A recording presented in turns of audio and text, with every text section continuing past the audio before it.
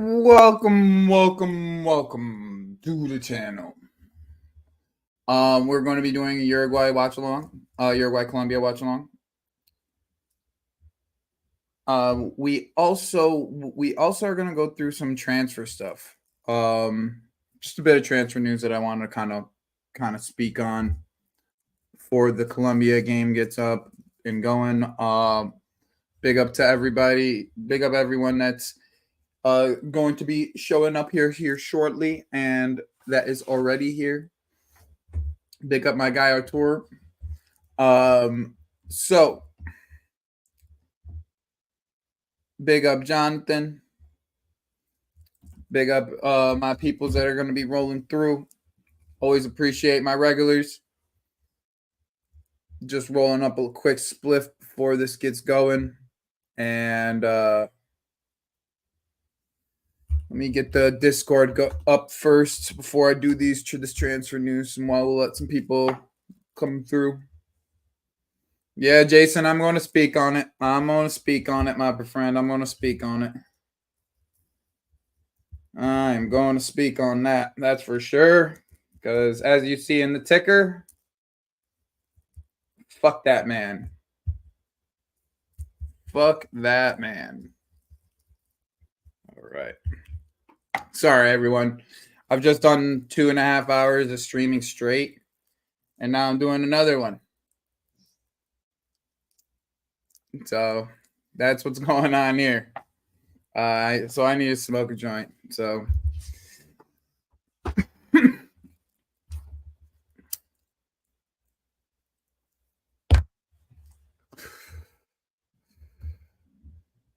Ator, save me from my misery, my dude. Save me from my fucking misery. We don't even need to do that. I already went through that nightmare once. All right. 1 second. Let me just get the Discord going, and we will have a quick conversation. We'll have a quick conversation before this game starts.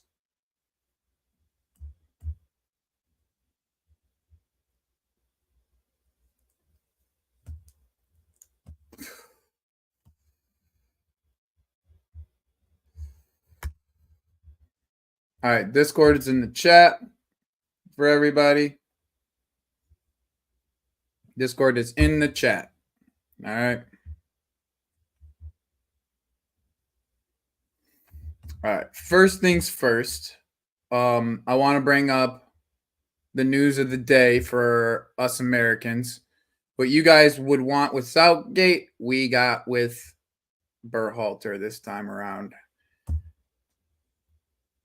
Berhalter, his bitch ass, has been fucking fired. He has lost his job and has been fired, as reported by Doug McIntyre today. He has lost his job. I would love to see the U.S. try to flex their financial muscles and try to go get Klopp. I would love to see them try at least. Like, not to say that they'll go and get Klopp, but like, I'd love to see them try. Like, that shit would be dope. It would actually be dope if we try to get Klopp. And we have the midfielders to actually play the way that he wants to play. So it wouldn't be like out of the question for him to be able to play the type of system he wants. But that's who I would want them to go for. If they should stay as far away from fucking Pochettino as possible. And I would I would rather not get someone like Southgate, but that's just me.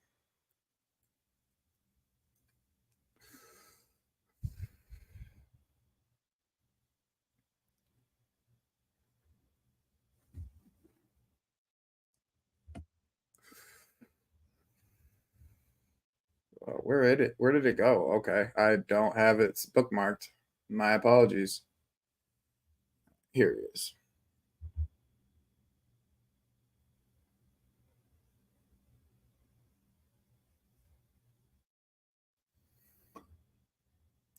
All right. So we're going to talk about Samu Amaridian quickly. It looks like he is going Samu Meridian. It looks like it's going to stay at Atletico. This was reported by Fabrizio. And he's saying other clubs want me. Like he doesn't know that. He didn't know that because obviously it's just his agent talking to people. He's going to stay at Atletico. There's like no doubt about it. This whole like fucking little transfer that this little transfer like merry-go-round that DiMarzio is going to put up doesn't make any fucking sense at all. I'll pull that up for you guys here in a second. But I just want to pull up the other tweet that Fabrizio, well, the other thing that Fabrizio said on him. Chelsea believe that he's one of the best strikers on the market, except he's not on the fucking market because it's up to Atletico Madrid to try to get him. So now here's where my specific concern is, because I think I brought up this Osimhen deal. I can never spell his name, no matter how many times I say his name. I can never spell it.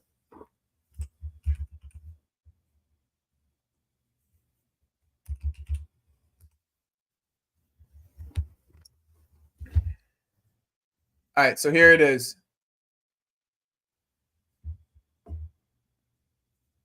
As Colombia and Uruguay walk out, welcome Nathan. Well, big up the chat.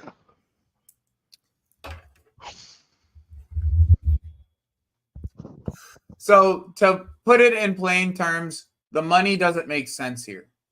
Okay, Alvaro Morata is going for 20 million. All right, Randall Colomawani, like, unless PSG want to take like a fat loss, like a real fat loss on Randall Colomawani, because they just spent 100 million on him, they're gonna have to take around anywhere between 60 to 80 million. Okay, for Randall Colomawani. So that's an extra 60. That's an extra 40 to 60 million that they're trying to spend, that they're gonna have to come up with by this merry-go-round per se. Then Randall Colomawani is going to cost them 60 million. They're going to have to put up, PSG is going to have to fork up another 60 million. That, by the way, Mbappe hasn't paid them back yet. And they have to fork over another 60 million on top of the 60 million that they got for Colomawani, if they can get 60 million. For Victor Osimhen at around 100 to 120 million. Now, the Romelu Lukaku situation, we all know what's going to happen. But this whole little merry-go-round that DiMarzio believes is going to happen, and believes that Randall Colomawani is going to be leaving, bro, they just bought Randall Colomawani and they put him on a 6-year deal. Well, I'll believe it when I fucking see it. I will believe that shit when I fucking see it, bro.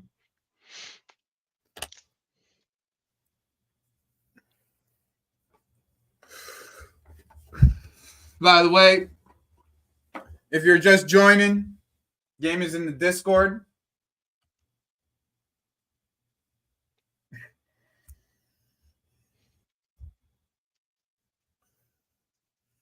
So feel free to use that.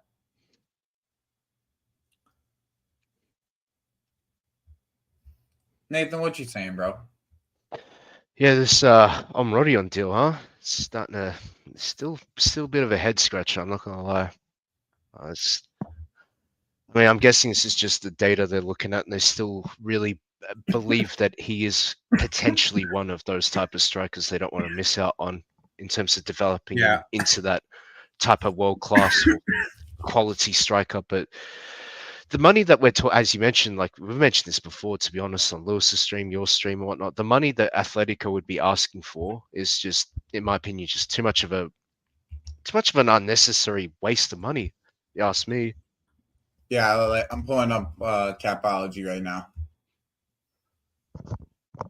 Give me 1 second.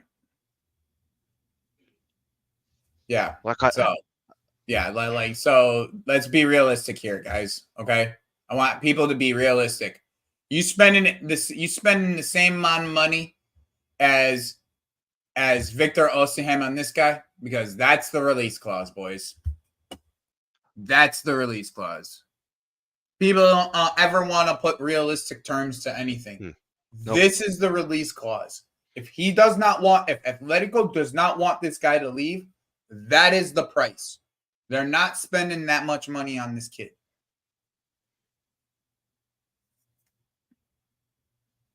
They're not. Especially on a release clause. They try to bid half the release clause. Yeah, these Spanish clubs aren't stupid. They insert these crazy high like release clauses in the contracts of these players because they know it's like either they make the biggest amount of profit, or if you have to go to a bidding war, obviously they'll make a little less than the release clause, but still way more than what they're worth. Like, that's in euros, obviously. Yeah, it's in but euros. Yeah. Didn't we just hear that Victor Osimhen's release clause got waived and he's going to be at 84 million euros or 85 million euros? Or maybe it was 85 million pounds and it was 100 million euros.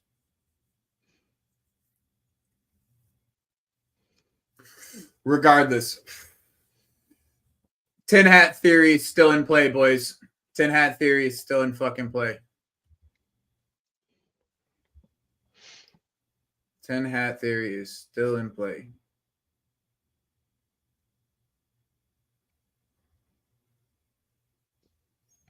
So yeah, that would work out to be what, around 75 million pounds thereabouts, the release clause?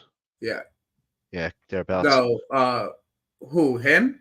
Yeah, I'm Rodion. Yeah. It's about 77 million pounds. 77, close enough.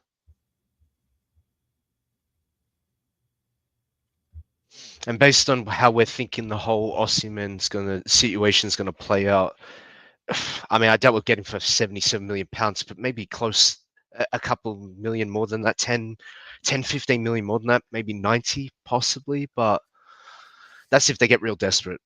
Yeah, which if everything goes to plan, your theory works out and all, then that could be a reality, to be honest.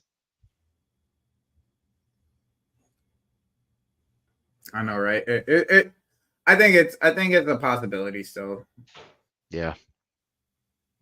But hey, I think you mentioned this before. Like, even if we don't end up getting Osimhen, like, it is what it is. Like, I'm sure if we hopefully get someone that's not this guy for the money that we've been quoted or that the release clause is.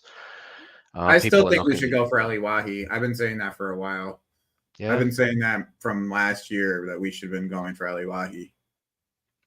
I mean, he quote unquote fits the profile for age range and whatnot, but he had a rough season, didn't he, last season with who did he move to from Lons? It was I mean, he scored as many goals as Amradian. Yeah, that's true. I bet he's played more minutes and he than scored that goal against Arsenal in the Champions League. But El Yawahi's got more like senior experience than Amradian does, match wise and all that. So I mean, he's the same age though. Yeah. Tin Hat Theory, baby. Yeah, facts. Yeah, that's the thing. Like, once these tournaments wrap up, like obviously the clubs will start to shift, like move players on and whatnot. Deals will start kicking in and all that. That's what I'm saying. This, JK, this just proves my Tin Hat Theory even more. Like, even more so. But yeah, as of yet, that's the whole point. That's my whole point with this whole thing. Is like, this shit could change so quickly. In a day, we could be hearing, all right, Victor Osimhen's up for sale for 80-something million, 80-something million pounds, and then all of a sudden,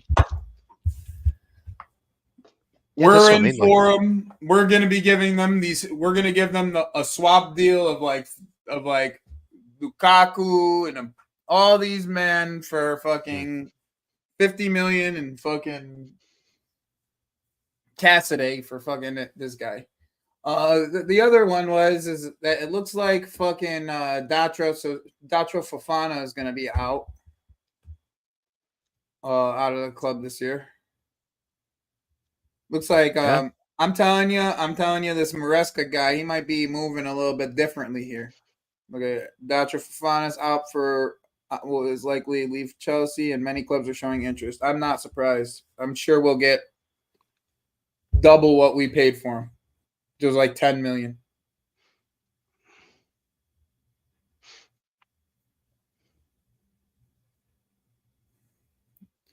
Yeah, Omo didn't make no sense. No. We got too many players in that position anyway.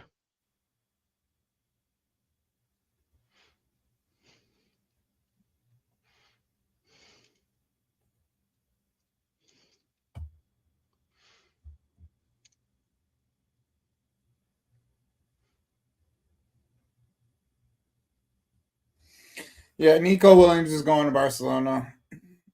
Nobody's getting him outside of Barcelona. Well, you wouldn't know that if you talk to some people in our fan base as well as like Manchester United and Arsenal fan base. They seem to think that they have a chance of signing him, but hey. People are dumb, dude.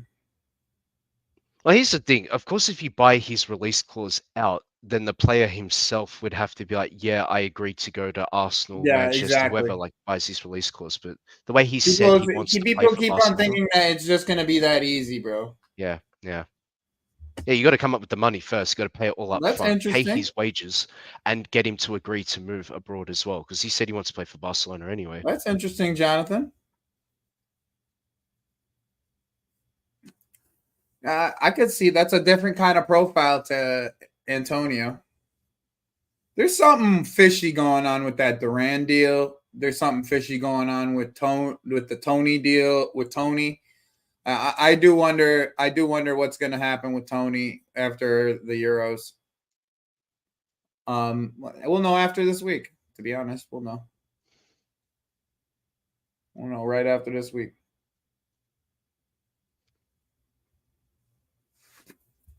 Yeah, that's true. I think around this week, next week, we'll get a bit Yeah, of a I clearer, saw that, clearer JK. idea. Yeah, That's why I saw that. Big up Billy G. Big up Billy G in the chat. Most of the regulars are rolling through. Appreciate y'all.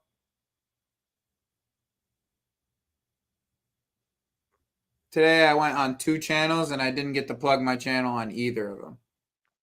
Oh, really? Damn. Yeah. That's okay. What channels were they? I was on Never a Foul. I was on Big Six Bands. Yeah. It wasn't really anything like any reason, but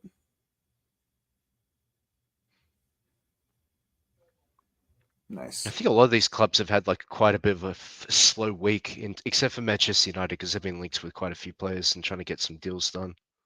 Sure. Yeah, Manchester United, and they're linked with pretty much everybody who's out of the tournament now. Yeah.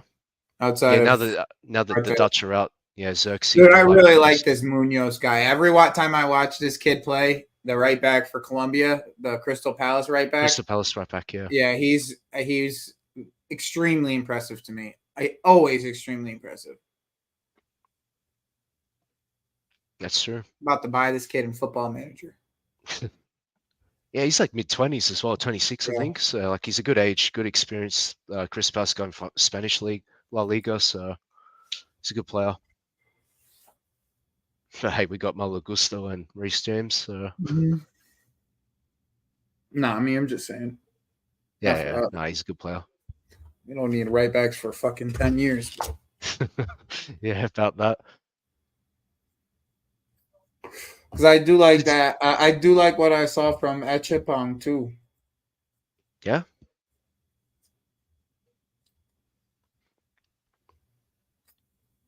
I'm still seeing them Adeyemi links aren't going away anytime soon, so No, they already went away today. Oh, good. On my feed this You want me to throw them up? Like, throw up what I saw. that'd be cool. Yeah, if you could. Give me 1 second. Just be in Lewis's chat throughout the day.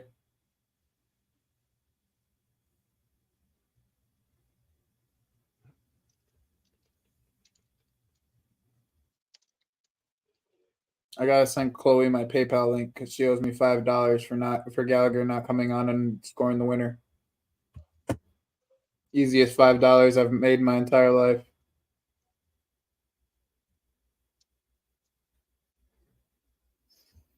But Palmer though, Palmer.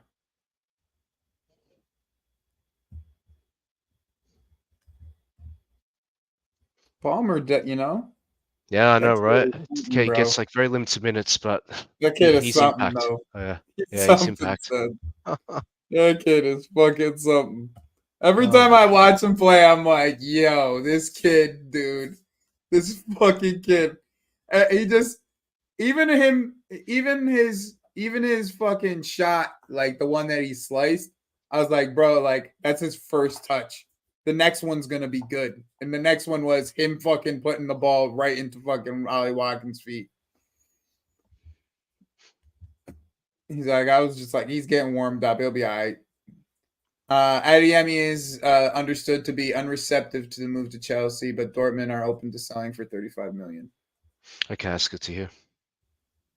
I don't think we should be going for Adeyemi anyways. I don't think we should be really going for a left winger, to be honest. Okay, You so get a that would mean, striker, then we're good at left wing and we're good at fucking striker. are you considering the possibility of Jackson playing left wing by saying I that? know Jackson can play left wing. That's why I'm not Yep. worried about it. Yep. No, I hear it. I hear it. And he's a better creator than he is a scorer. So it just makes sense. That's true. That's the thing. If he works on his shooting technique, right, like he could be like a serviceable finisher, but not necessarily have to become a deadly finisher like he would if he was playing striker. So it's one of those sort of things.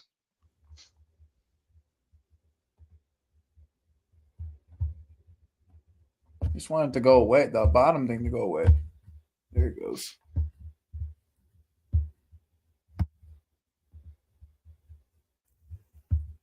Interesting. Okay.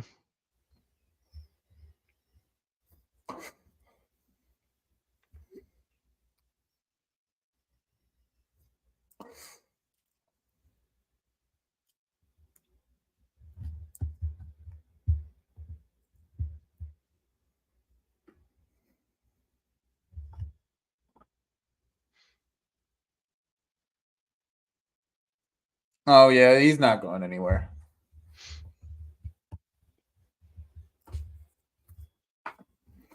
He was only going somewhere because of that release clause. He's not going anywhere now. Because I know that Hoffenheim will ask for double if they fucking, especially from a Premier League team. Yeah.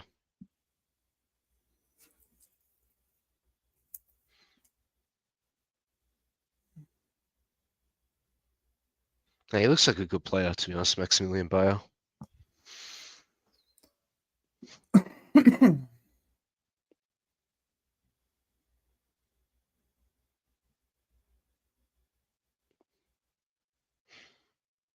He's to me, he still scares me. His shooting technique scares me. Like all of it scares me. That's fair. Everyone kind of expects a lot of these players to be like the finished article. For and 30 whatnot. million, for 30 million, that's a good buy. Okay, that's a good buy. I agree. But that's what I'm saying, bro. You go. Here's my thing. I've been saying this forever. I've been saying this since fucking last year. You go get Eli Wahi, bro. Okay, he is the type of striker, bro. He's the type of striker he's a natural finisher.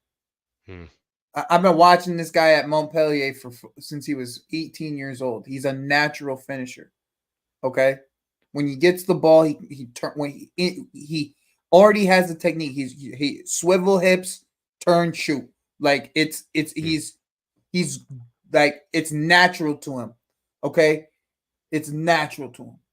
Like to me, like if we can't get Victor and we're gonna go get a young guy, you go get him. Lens are in desperate need of money. They're going bankrupt. Okay, they're going Geez. bankrupt. You hit them with a 30 million pound bid. You get them off their hands. Okay, it's not that in my opinion, he should have been competing with Jackson last year but we were dumb and we were saying, no, this kid he needs to go to Strasbourg. This kid goes and scores against Arsenal in the first game in the Champions League. Like you give him and he has no service. No service. He goes and scores against Arsenal. Swivel the hips, turn, scores. That's true. Yeah. And he's a physical 5'10". You know how 5'11", Drogba was just barely 6 foot? Yeah. He's a physical 5'10", bro. Like physical. Like and you give him, he's the type of striker, bro. I've always said this. He's the type of striker, bro. You give him a reason. You give him a reason. Like, oh, you're behind Jackson now. That's just all he needs. It's all he needs. That's the type of striker. I watched this kid for 3 years, bro. 3 years at Montpellier. Every single time he comes off the bench, he proves the coach why he needs to be the starter. Every single fucking time I've ever seen him come off the bench. And most of the time he's coming off the bench because of injuries. Like he came off an injury, he's sitting on the bench, instantly gets the starting job back. Yep. You give him a reason, the way he plays, the anger he plays with, the ferocity he plays with, you give him a reason, you give him the service of Palmer and Cuckoo linking off of him because his link-up plays just as good. He's just as technical. Like this isn't a kid. This is one of the most highly touted strikers in France and young strikers in France we're talking about. It's not some kid I'm just pulling off the street. This is who they tout, 22, 21 years old now. If it wasn't for Mbappe, bro, this team would be different. If it wasn't for Mbappe's politics, this Olise would be on the team and Cuckoo would be on the team. There's mad good French players that are not on this squad.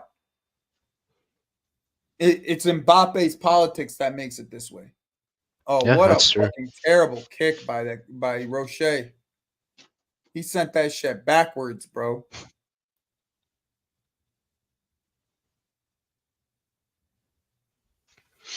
Yeah, now France have to do a rethink with their whole squad again. I even ran to Colomboani instead of being up front. I just don't get it. Nah, Randall's not a bad player. He's just not a single man wing. He's just not a single man striker. Yeah. He's either been played on an inside forward off of a striker or he's played next to a striker. Just the man I wanted to see. Where is he? Where's my shit? Mike's, what's good, bro? Hey, what's good, man? What's good? Mike's. I just Yo, Bielsa's the man, son. He don't give a fuck. He gonna sit right on that corner, bro. On that fucking cooler. He always on that cooler, bro. Yeah. He got the best seat in the house. I just come back from a night, the England game sort of thing with Mellon. So you linked up with Mellon, yeah. Bruv, what a moment. We went to watch a local place that we're both from. You guys probably went crazy. Oh, that was so cool. Yeah. Oh, yeah, of course. I'm telling you, Munoz, look who it is. If it's going to be a moment, it's going to come from Munoz, this right-hand side from Munoz and James Rodriguez.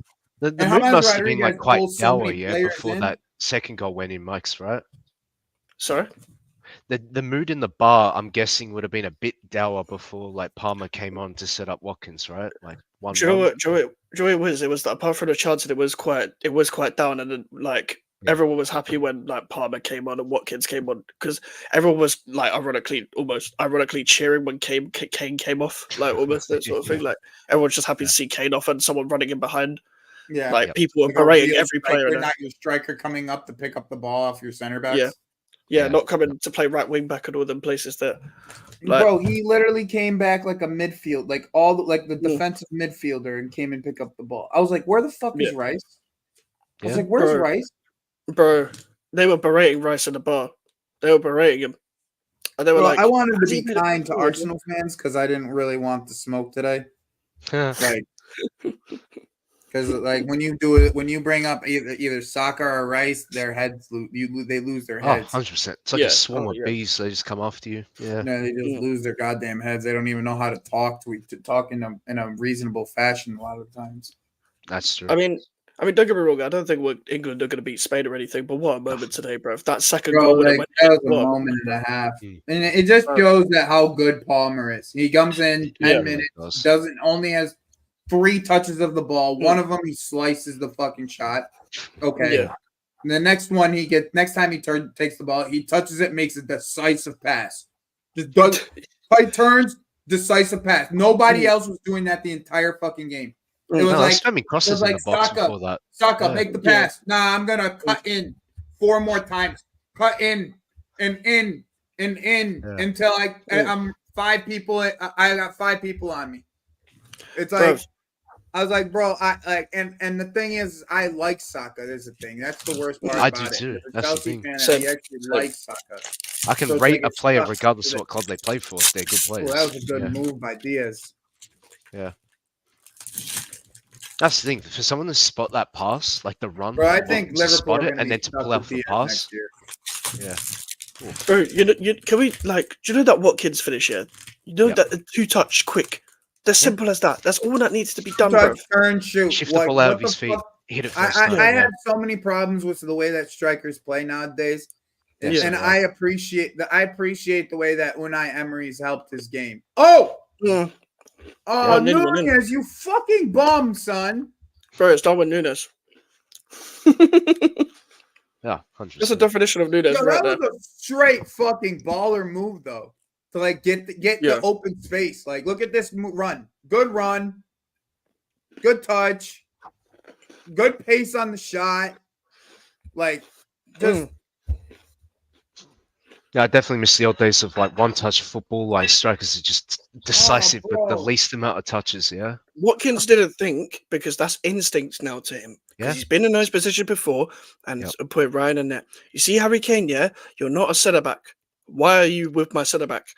Why are you next to Mark Gurley? Honestly, like, That's it's like ridiculous. you guys have 3 players playing the 10 and 1 winger. Yeah, pretty much. Yeah, that's the problem. Like, that's what it looks like out there, and everyone's trying Why- to do the same thing that the 10 can do. And like Harry Kane's like dropping back deep, and then all right, if Harry Kane drops back deep, Jude, you need to be up at striker. Like, that's what needs to happen if that's the case. You need to be in the box. Like, as soon as you see Harry Kane pass your face, you need to sprint up into the box. That's why it worked for a little bit with Harry Kane, because he always had runners around. Like, it's Son sees Harry Kane pick up the ball at the halfway line. He does all he does is just sprint. It's like he just sprints. He's like, yo, I'm beating this man 1-on-1 to this race. And Harry Kane just lofts the ball over. But if you don't have runners around Harry Kane, Harry Kane doesn't make sense. So who's your 10? You see Bellingham, who's supposed to be a box crasher, so you don't have the control in the midfield. I said supposed to be, Mike's. I said supposed to be. You can elaborate on how you feel later. Like, Foden's best game was today, but it was.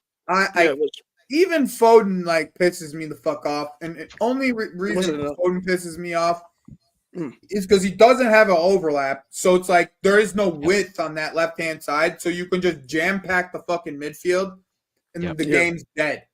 He gets doubled up on as well. Yeah, it's dead for 90 minutes. Yeah, like. But can I just say as well, you know how washed Harry Kane is right now, yeah? You know when he receives the ball and he gets the ball, like, and you should be able to hold off someone like a centre-back closing in or a midfielder closing in, and he'll still be able to keep the ball. Every time he gets the ball, it's like it's open play for the opposition. As soon as he gets the ball, the opposition got the ball. Maybe he knew that he was losing a step, and that's why he went to Bundesliga. Maybe. Oh, that's a good theory. Maybe, yeah. I mean, the Bundesliga isn't the slowest league in the world, but obviously definitely don't compare to the Premier League. So yeah, honestly, hey, that's the speed. Yeah, I'm just saying though, like Maybe. But Maybe. I don't think Harry Kane's self-aware enough to know that. I'll be real. I don't think he's self-aware enough. He doesn't play like he's self-aware enough. I don't know him as a man. Harry That's Kane, true. he doesn't play like he's self-aware enough of what he is. Yeah. But can I also just say, like, this would be much more simple if it was Gordon, Palmer, Saka, Watkins, because you got one player doing their job, and a football would be much more fucking simple. How has Gordon only touched the ball for 3 minutes this whole tournament, hugging down the left-hand side? That left-hand side is starving. Like, it needed Luke Shaw, and Luke Shaw was doing it on his own, bro. Bellingham was inside, Foden was inside, but this is instruction.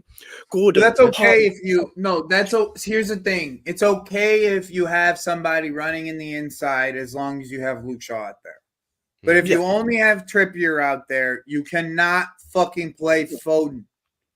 Like, no, there's no balance to the team. I was saying this before. Like, and here's the problem. Here's the problem in the end. Spain are going to expose the double team on that fucking side.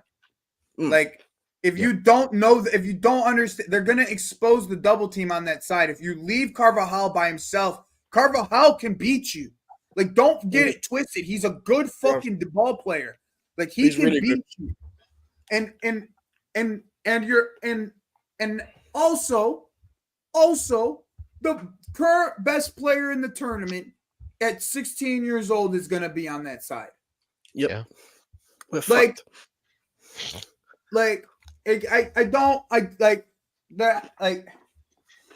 Shaw plays, he's getting cooked too. He's getting fucking cooked too. Like 100%. Luke Shaw is not good enough. Like, he's just left-footed. In my opinion, bro. In my opinion, the only way you actually beat this team is if Foden plays more of like a defensive role, like that Grealish kind of plays. You know what I'm saying? Where he's more on the outside all the time, like a touchline winger, and he's covering the space on the outside so the fullback can defend on the inside. It's Joey, that's why we need Gordon. Joey, that's why we need Gordon to play there. They should have took Mitchell. Let's be real. They should have took Tyreek. Thank you. They should have took Tyreek Mitchell. You see, it sounds dumb, but at least Tyreek Mitchell will do a job as a defender. You know what I'm saying? He'll do a job as a defender, and he'll come and overlap when he needs to. Exactly. Actually overlap. I bet scream if Mitchell to be called up. Like, it's not the only problem. The problem with Chilwell is he likes to occupy the same space as a left winger. That's the only problem with Chilwell. Otherwise, Chilwell would work, but he's just not healthy. Chilwell works better than all of the options combined. He does. He literally works better than all the options. Better than Shaw. Better than Mitchell. He works better than all the options. He's just not fit. I don't think he can cross the ball well enough even. His crossing's not bad. There's an 8-minute clip on Chelsea, and there's like 15 seconds of it of Enzo Maresca saying, Chile. 15 seconds of it is just him fucking being like, God damn, Chile, what the fuck you doing? Like, I mean, from a selfish point of view, that's good to hear because it might mean he's gone. Yeah, but from a selfish point of view, well done, Palestri. Yeah. That's what Gordon used to play though as well, like, bro. Like, the tracking back stuff as well. It's good there, man. Yeah. The problem was we just kept seeing him being in the same position. He occupies that wide area better than anybody, really. He does. But he occupies it to a point where he wants to float inside too. Yeah. He's basically in the same position. Especially when it gets into the attack. He's not looking to cross nothing. He's trying to score himself. Yeah. At least Shaw does like to try to cross the ball. He has a good, decent ball on him. But once again, fitness. Yeah. Poor Mellon's probably one guy has been fit in Mitchell. Why do you have a bit too much to drink? Who cares if you have two Crystal Palace players on your fucking team? Who cares? No, we barely drank yet, but like Mellon had to do a longer way home than I did because of the train journey. Envo, what time is that game? Because I might be down to do that.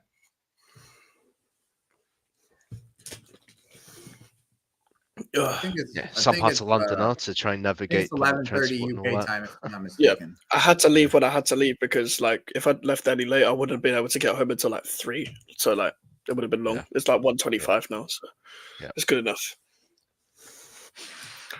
But yeah, what a day, man! Literally went to one of the local areas between me and Melon, and we just went to a bar and just watched the game. It was good, man. It was good. Yeah. Oh, you can't do that for the final though, because the entry to try and get in there, I'm gonna actually try to do that, Envo. Yeah, but it's way more expensive. Like it was only £10 entry this time, but like if it was the final, it would have been way more because obviously more people are gonna go to a bar to watch it. So like obviously the pubs are like gonna keep their businesses alive and charge more and all that shit. Are we talking not just the entry, but also like the drinks as well? Like everything just the drinks goes up. The drinks would stay expensive. They're already expensive, so they can't really charge any higher for that. But it's actually trying to get in anyway. I'll definitely try to do that tomorrow, Envo, for sure. I do got a busy day ahead of me tomorrow. I got like a freaking stacked scheduled day tomorrow. Oh, my shorts are fucked. Yeah, try to get them Palmeiras games in. Yeah. Injured Bentancur. Oh no. Injured Tottenham player. Pretty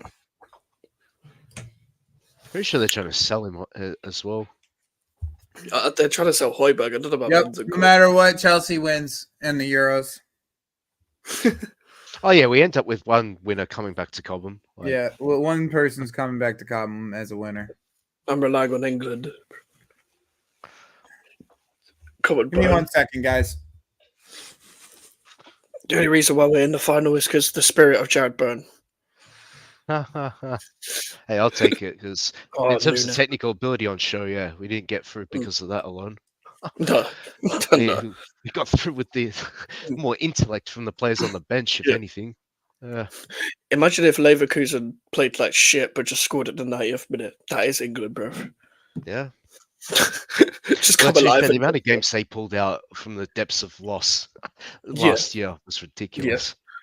Do you know what the most ridiculous one was, though? The Roma game, where they already were going through, but just to make sure they were winning in 90 minutes, they decided to do it anyway. They decided to score anyway to make it like 2-2, and then they were winning on aggregate anyway. And they were already through to the final, but like, fuck it, we're going to confirm it. And only to lose in the final. That's the only thing that surprised me, was the fact that once we went 1-0 down, was like, they didn't capitulate entirely. That was the only thing that surprised me from that game. Yeah, but that's the problem with these kind of teams and nations. Like, you need to go 1-0 down to actually do anything. That was the problem with like West Ham last season and like Man United in general in the past 5 years. I'd say like it's those kind of like teams that need to go like 1-0 down to wake up. But this is the thing. Like we're all talking about these players that played well that came on as a sub. It's going to be the exact same starting 11 on 100%, Sunday. 100%. Like, because the dad didn't care. He was like, "I'm going to complain about fitness, but I'm not going to make any changes. Make it make sense, please." So. That's the saddest part, Like, you have this hope going into the final that they're going to win, but you know when you've put all these factors in play, it's long. Everyone watched the last Euros final. If we go 1-0 up and sit back again, it's absolutely finished. We cannot. It's funny to say this, but we cannot go 1-0 up. Yeah, because we'll end up like how France did against Spain, because that's how Italy got us, pretty much in 2021. They just didn't know how to handle a 1-0 lead against like obviously a top opponent in a final. Like obviously knowing the history of England and whatnot, like they couldn't handle it. That was the problem. Yeah. I would genuinely be concerned. Need to take a 2-0 lead. Yeah, we get taken 2-0 lead. I might be optimistic. Yeah. And that's a might. Thing is, if Spain go 1-0 up, they're not resting on their laurels to be like 1-0 up. They're going in for like at least 2 or 3 by half time. They're not going to rest. They're going to let up on that. So, they only like get complacent, like what they did against Germany when they took Nico Williams off like right at the end. That's the only time they got complacent. Yeah. That's it. That's it. And then they turned it on again. That's how good they are. 100%. Mikel Merino coming off the bench to score the winner, And that's the thing is, look at the depth they got on the bench. Like Dani Olmo just sitting on the bench. Pedri, if he's not starting. Like these guys have just got depth. Technical players sitting on the bench. Look at your Twitter, Melon. Man, like Besides Melon. us with like Palmer, Gordon, and Bowen and Eze on the bench, and Watson in Yeah. deeper in midfield, like depth is Yeah. not bad, Yeah, but yeah. it's the subs. Yet again, it's the Mm. subs that Southgate. We know at what moments he'll make those subs and the type of Yeah. plays he'll sub on. Big up. That's Big Big up, up. bro. that's why the despair is real. But, Yeah. Hey guys, make sure you're hitting the like button so more people can try to find our chat if possible. I mean, we don't got a ton of people in here, but we could try. Melon, are you home? Yeah. Of course, bro. And you got home he got there. just fine. Yeah, you got home Yeah. just fine then. Yeah, just about. I got off at fucking Plasto thinking the shop would be open for more drinks, and the shop was closed. I had to wait fucking 35 minutes for my next train. Oh, Yeah. fair enough. You went for one last shot, bruv. Yeah, I hear that, man. it is what it is, bro. It's an L. I got to firm it. Yeah. I had to jog home, bruv. I needed to piss. Jog home from the station. I needed to piss badly again, bruv. You didn't make another river. No, not another one, bruv. I'm not going to talk about that. I'm not going to talk about that. I'm going to talk about what happened, bruv. Because that was funny, but TMI, bruv. Yeah. Yeah. Not even, bro. Oh. What do you mean? No, it was so funny, bro. I tried not to laugh in that moment and just see what happened. We really got off the train early for a piss, and it was genuinely like, bro, we was on the top of a hill. How didn't I realize that, man? We was on top of a hill, and there was just a genuine like crevice of piss all the way down it, bro. The piss went on the road. We pissed next to each other, but like a few meters away, and there was just two massive lines of piss going.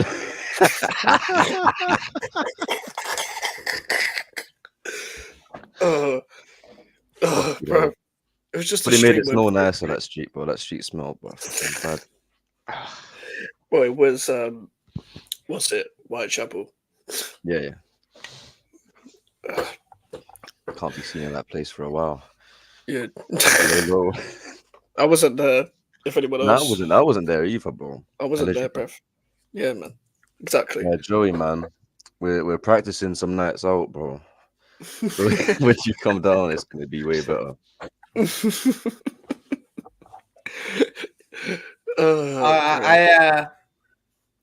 I looked up some tickets today to fly.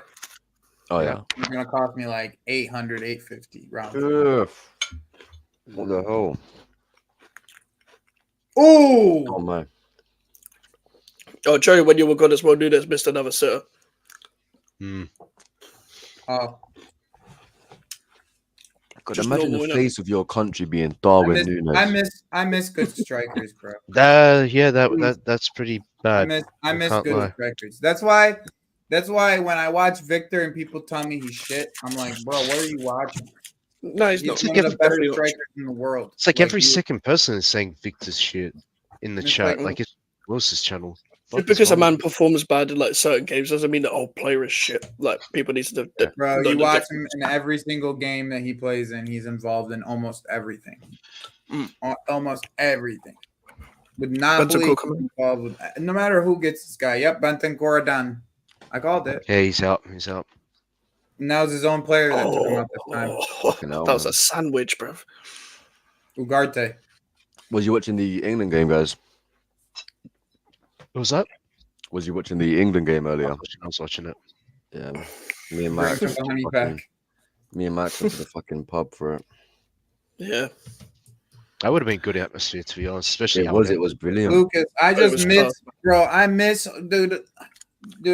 One of my favorite things about rants and Lee Gunner is they always bring back like the old days, and like I Yeah. always love hearing about I always love hearing like people bringing back like different strikers and different of the old players Oh my that days. played back in the day. My God, what is Uruguay What's doing? What's the fucking Yeah. keeper doing, bro? Yo, he's No done. idea. Like he's actually hurt. Like he's actually hurt. Oh no, he's crying. He's crying because he's got to go back to Tottenham. I hear it. He's crying because his season, his beginning part of his season's done already. Yeah. And he's got to live in North London. Hey, Tottenham. Conor Gallagher is for sale. So is Thomas Suchek.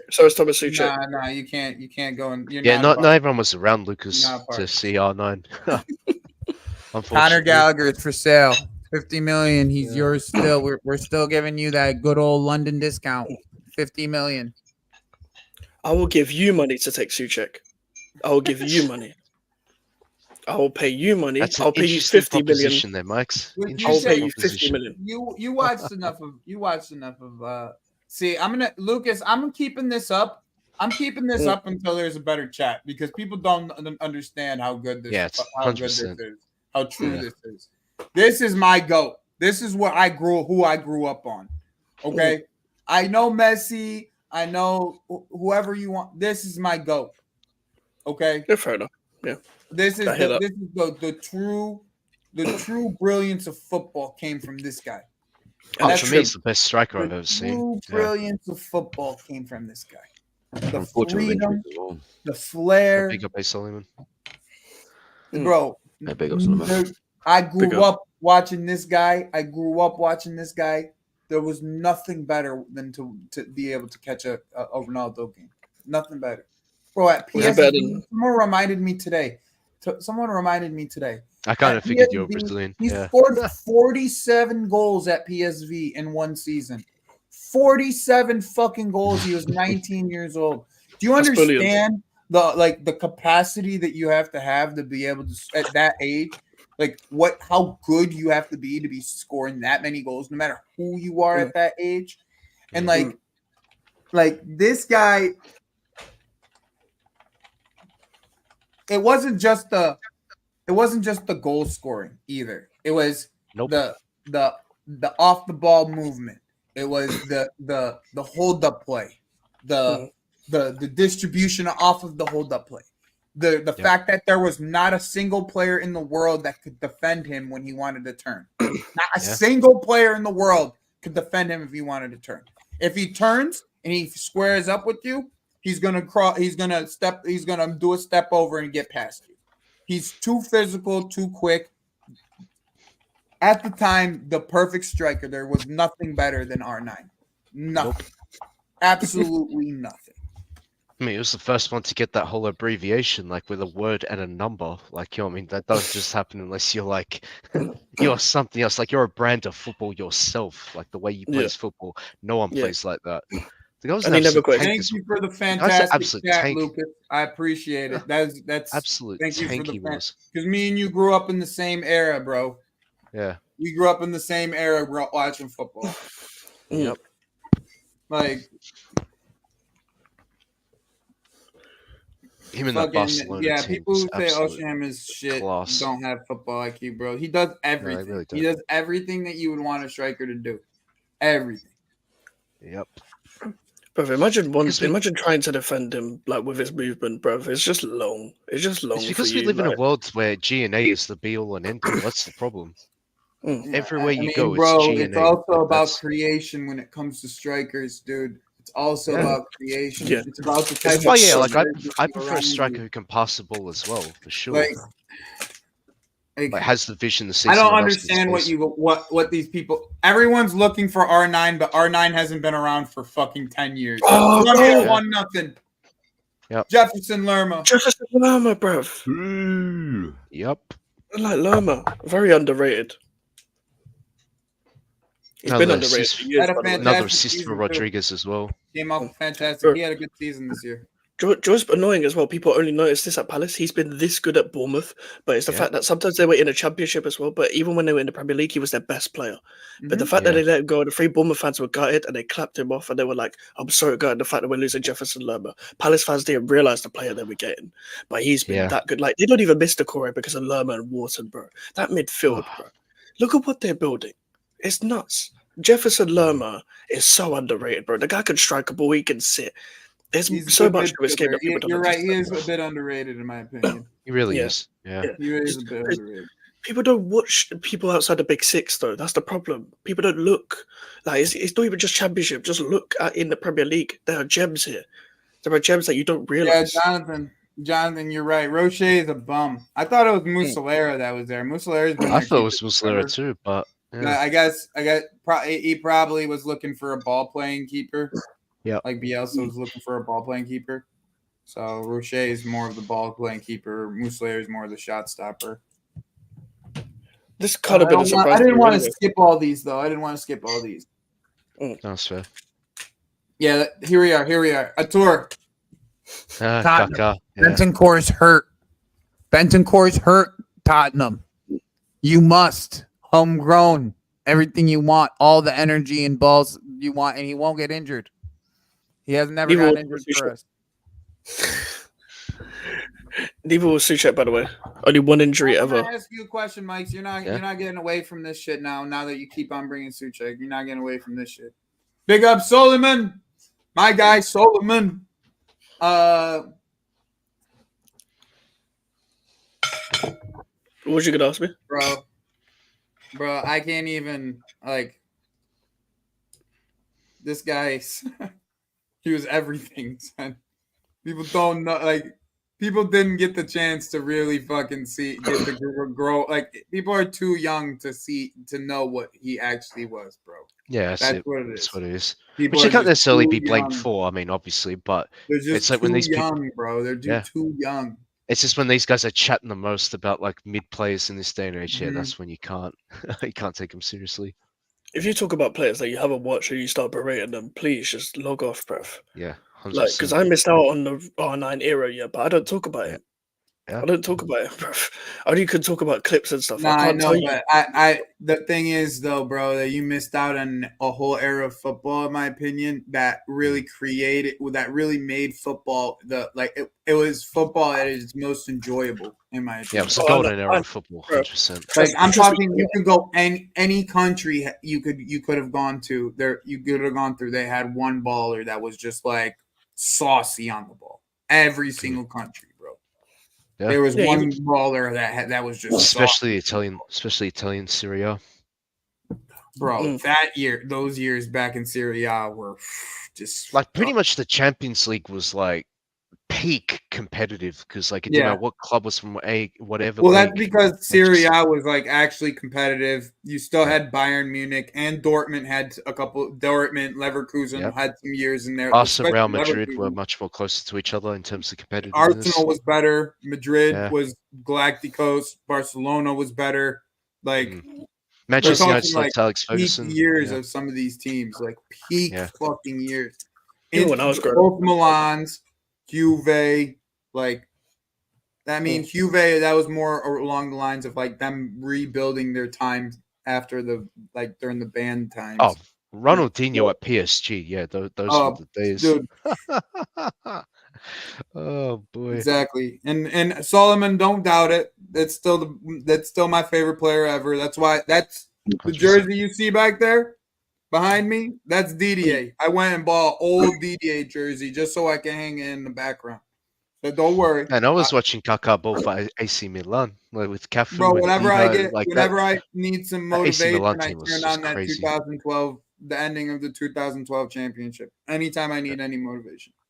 Can I just say, by the way, these people that disrespect Drogba online, you didn't watch Drogba. No, I'm saying this, and I'm a guy who hates Chelsea with all my heart, but Drogba is a guy who will defend till the end, and I hate the club. If Lampard didn't take penalties, Drogba would consistently be a 20 goal. Yeah, that's 20 to 30 goal year scorer. 20 to 30 goal year scorer. If he didn't take that, Mike, it's because you're being objective. Like you're taking away your club rivalry from the equation and saying this guy was a baller. Like you know what I mean? Like it's simple as. Do you know what I mean? He showed up in the biggest moments, bro. That's the thing. He always showed up in the biggest moments. Like think about every centre back that played in that era. Yeah, they're gonna say Drogba is the hardest they played against. They're the biggest nightmare, bro. You're right. Yeah, bro. That era, especially in the English Premier League, bro, there wasn't a player that was like that guy, bro. And here's the thing: like when people say that they're worried about Osimhen, right? Drogba had a difficult first season when he moved from Marseille as well. Like his first season was difficult, but it was the following season where he blew up, and then he just started that trajectory to become the striker we know him to be. Like, so that's why I'm not too worried about Osimhen as well, because I think like for the ages he'd be joining us at, he could potentially be on that path that Drogba was on as well. Like, he will be. That's the thing. Like, It's just- do you know when signings sign from other fucking leagues and people will call them shit in the Lucas first season? Costa. Stop Lucas calling them Costa. shit. I'm sorry, Mike's. Lucas Costa. This right here, the only people that give me hope are these young kids, bro. There isn't many of these. I'll give Vara a pass because I do enjoy watching Vara. But outside I of think Vara he's carrying him. and like that, like these wingers, bro. It's all the young kids that are giving me hope. That I just hope they don't get ruined. Like Yeah. Yamal is such a brilliant mind on the ball. Like he just oozes talent. Just the physical the nature of what his why when he's on the ball is beautiful to see. It's beautiful. You don't get to see that anymore.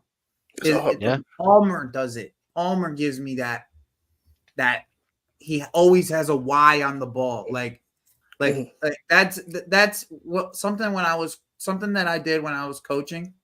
Oh, we got a red card. Fucking hell. I think it was on Munoz too. Yeah, Munoz. Yeah. Oh, was that the Munoz from Palace? Yeah, Yes, he's been awesome. Double bro, yellow.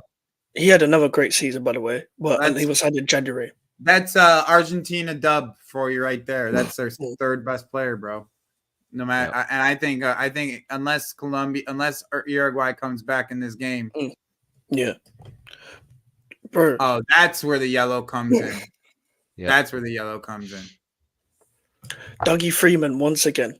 Like, don't get me wrong, he just got sent off, but that guy from January to the end of the Mhm. season, Munoz was a revelation to that side. They needed a right back. They were suffering with Ward and Klein that whole time. Well, they changed to a 3 at the back anyway, but Dude, Munoz was I the know, guy, bro. I know. That's one of the teams that I have taken over in Football Manager this year. I know, Bro. they're right back. Yeah, man. Oh, man. Man like Dougie Freeman. Agote's a bastard for doing what he did to Munoz. I love it. I love it. Okay, Envo. Okay, I'm not absolute shithousery. I guess here's the thing. In the end, his conversion rate is higher than any of the other strikers outside of Holland, though. That Holland is an anomaly, bro. He's an anomaly the way he converts his chances. Okay, but outside of Holland, and mind you, his sample size of the amount of chances he gets is a lot less too. So like the way that we could provide him chances, I think he would. I'm telling you, dude, with the way we would create chances for him, he would be 25 goals, no question about it. And especially he'll score 10 of them in the air, bro. Like no penalties. Like he'll take 2 penalties the entire year when Palmer's not on the pitch, and like, bro, like I'm not. There's 25 goals. Easy, not even a question. In my sleep, if Jackson can get 15, if Jackson can get 15, Victor can get 25. There's people out there that will call Haaland not clinical, so people need to be careful about how they criticize strikers. Okay, like there's a lot of bad strikers. There's a certain part of strikers that are still alive. They're proper number 9s. Yeah, Osimhen is a proper number 9, especially in this era. If you're comparing him to other players within this era, you cannot be battering Osimhen. You got to batter every other striker 10 times, 20 times more, because they can't do what Osimhen does with the movement, the going off the shoulder of defenders, the way he can smack a ball, the way he torments defenders, the way he's opening another space for his teammates. And the way here's the thing, right? When teams start to play low blocks against us, like now, instead of having to play around them, we actually have a guy who you can hit it up to, and it makes a total difference when you have that guy. Like like the box defending that you have to do against Victor is a totally different battle than say like an Nkunku. Like Nkunku, as much as I love him, he's going to try to play in tight spaces, and if like the team eventually, I expect teams to start respecting us again and start playing low blocks against us again, especially like bottom half teams. And if they don't, they're going to be fucked because that's Victor's strength. You're going to just put him over the top. Like you just put the ball over the top to him. He's going to bully whoever the hell's next to him. So, and Star Slayer, I think I think he gets 25 Prem goals. Facts, he will. I think he gets 25 Prem goals. With the right service, he definitely will, bro. I'm being serious. Like, Oh, we can create chances. We just couldn't finish you them. So like, create chances Victor would for a definitely guy have like plenty. that. Yeah. Create chances for a guy like that, a hungry finisher, even if he's not as clinical as you like like you think he had. And Napoli was a mess last year. Yeah, You're they were. right, Ator. Napoli was a mess. Napoli went through a season that we went through 2 years ago. 3 managers, like they were a mess last year. Halftime right now in the Colombia Uruguay game, 1-0. Colombia are a man down. Bro. Robinho, bro. We were doing Dude, no, Zach. Robinho was crazy. The funniest Yeah, part man. when he moved to Man City, huh? I didn't see that coming. Just His agent imagine didn't know him there were two having. clubs. Just imagine Victor having the type of service he had 2 years ago, where he scored 35 goals in all competitions, pretty much. Yeah. Like Dude, that's 30 to 35 goals in all competitions. That's the thing as well. That's the reason why I always talk about service as well. Yeah, it's been a lot of strikers come into this league, and they don't watch the team that they're playing. They will just see the stats of the fact that they haven't scored, etc. And it might not even be because they're shit or anything, but it might be because they didn't get any fucking service. That's why Skamaka failed at West Ham, for example. Just an example. True. But that's why I'm always like, Yeah, even I if don't think Skamaka's that good, to be honest. I hear you, but that's why he failed at the club. But like, here's the thing with Osimhen. Like, I'm just saying, like, even if like Chelsea were for some reason weren't able to create chances, and Osimhen scored like 2 goals in like 5 months or some shit, and it's in his first season. People can't be talking about and writing all these statements and chatting all this shit about him in his first season.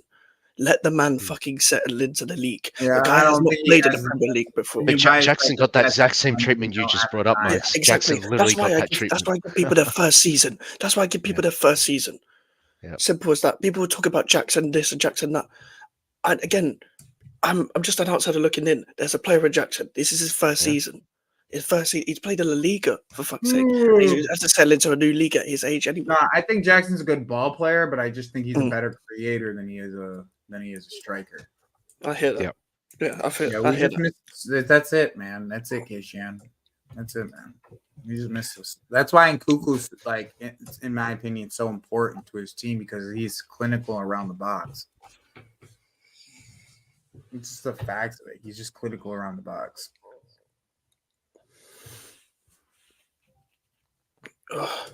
You know what I'm saying? That's it, Manvo. Like, the movement's there. The finishing was there just a year, just under a year ago, bro. Like, a little over a year ago now. Like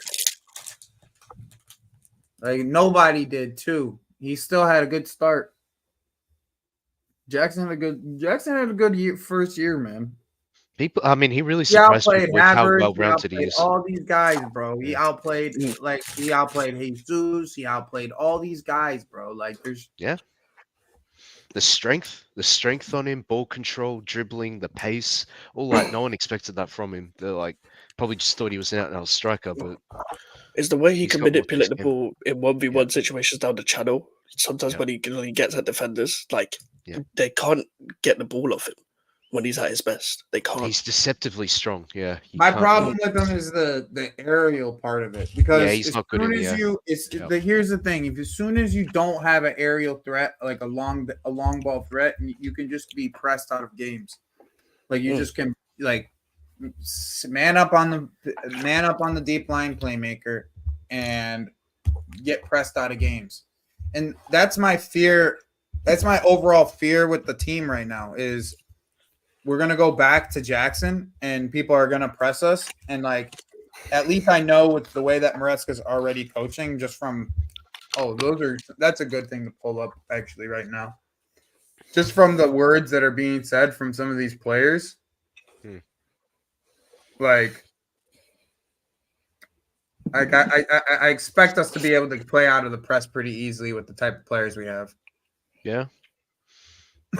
But even so, it's still good to have that other option, you know? It is.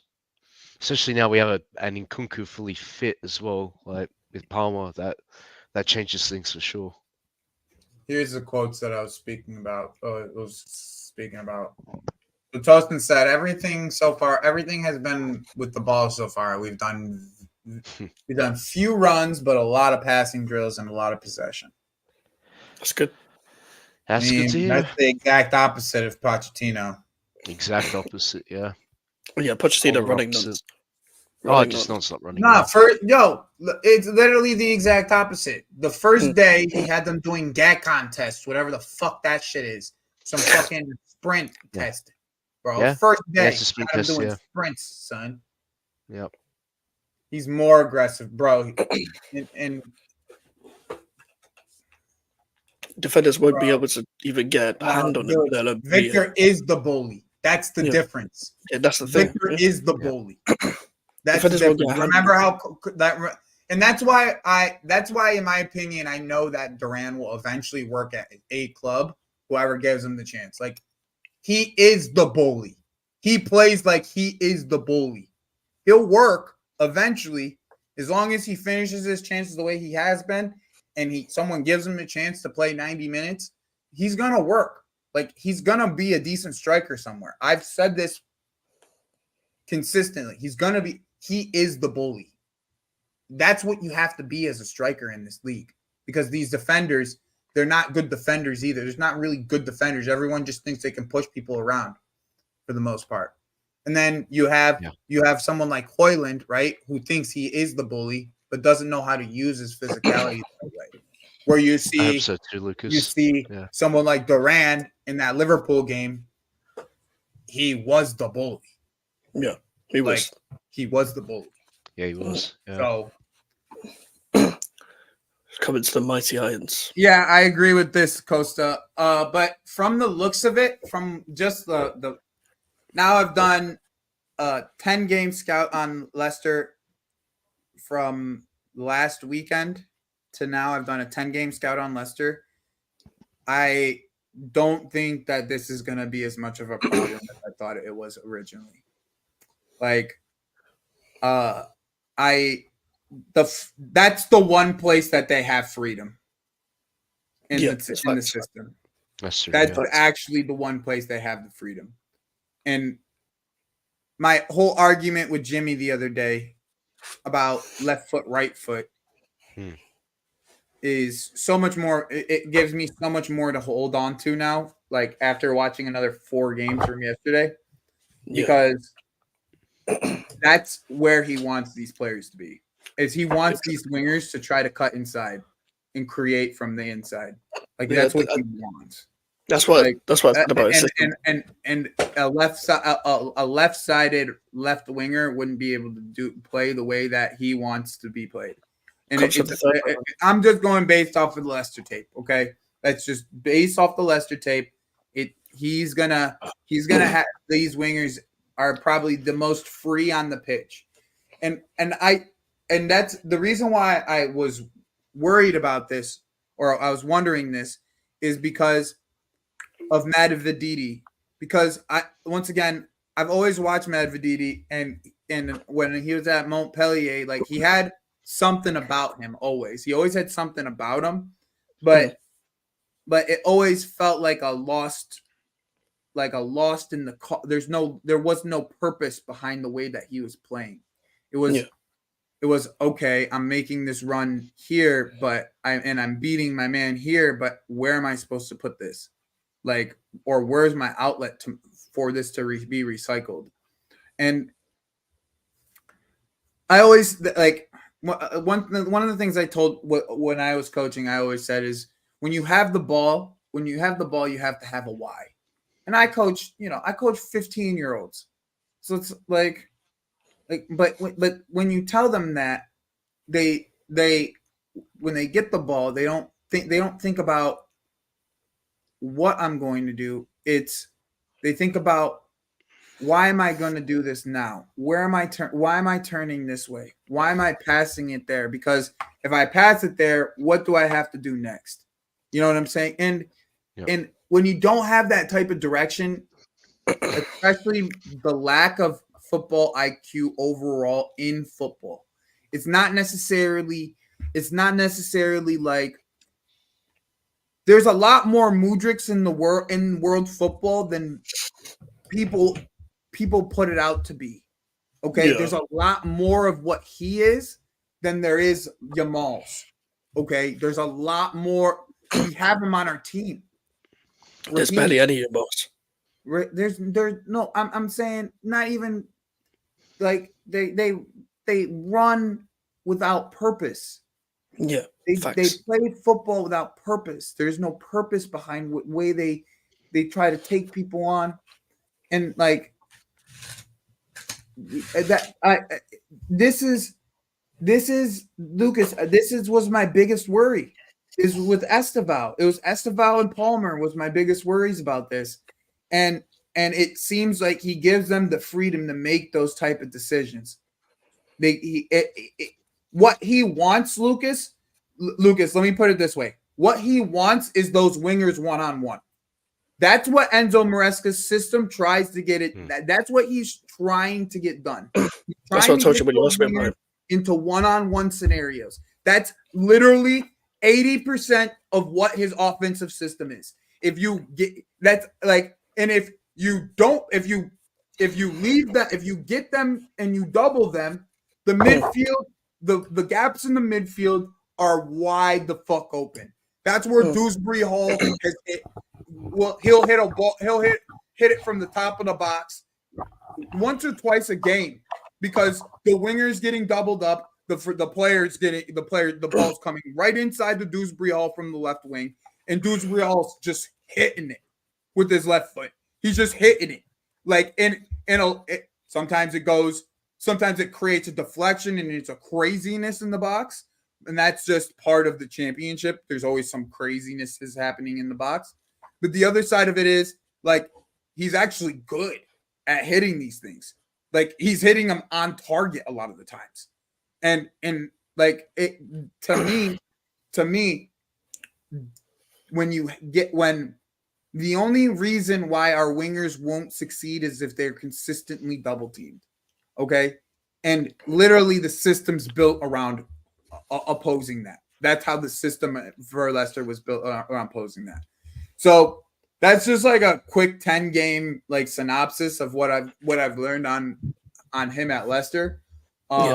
Especially going forward, I didn't really pay attention as much going like defensively. I was really just worried about going forward right now. Like I wanted to see like are we going to be able to create those like we created a fuck ton of chances, like a fuck ton, and the only reason this team didn't succeed is because they didn't have an outlet the way that I'm asking, the type of outlet that I'm asking for. Is in scenarios, this team like Leicester would get pressed and it would be like Winks, or if it's not Winks, it's like Winks is hurt and they have to play like whoever Chowdhury or whoever the fuck it was in that fucking midfield role. And where Winks is good is Winks can get himself out of pressure. Like he knows how to like turn and pivot where he can get himself. And he's not that athletic. He's not even that good of a passer. Like he's like he can break lines on occasion, but he keeps it ticking for the most part. And when when they don't have Winks, that's when like you'll see them try to press trigger the deep lying playmaker, and that's when they'll get some success on the counter. So like that's where we have multiple players, in my opinion, that can play that role, like that. Like between Caicedo, Enzo, Lavia, like all of them can play that role, in my opinion. And it will be mostly Enzo Lavia playing it, from my estimation, just based off of like what I probably am going to see out of Caicedo out of the 8. I'm sure he's going to probably be sticking in the 8. He's just fantastic. The more freedom you give him, it's just fantastic. We'll probably see a couple screamers from Caicedo this year. I'm not going to front. But yeah, like that's the thing is I think that we shouldn't worry too much about a lot of the things that we were worried about last year is going to be a lot different. That's the only thing. Things that we'll worry about this year is that we need to move the ball we need to move the ball quickly. Like if we're not moving the ball quickly, the system's not going to work as well. And if we get slow, it's going to look like sorry time where we were like moving the ball really slow, moving just too slow. We need a break. They need to be able to break quickly. I mean, and when the opportunities are shown to them, like and not recycle the ball too much still is like the big things that I'm worried about with Enzo Maresca. Because you see in times where you probably should hit the ball into Vardy while we're making that run, and they'll kind of like take a step back and like recycle the ball around and like keep it ticking until they get the right opportunity instead of just hit that ball over to Vardy. He's there, making the run.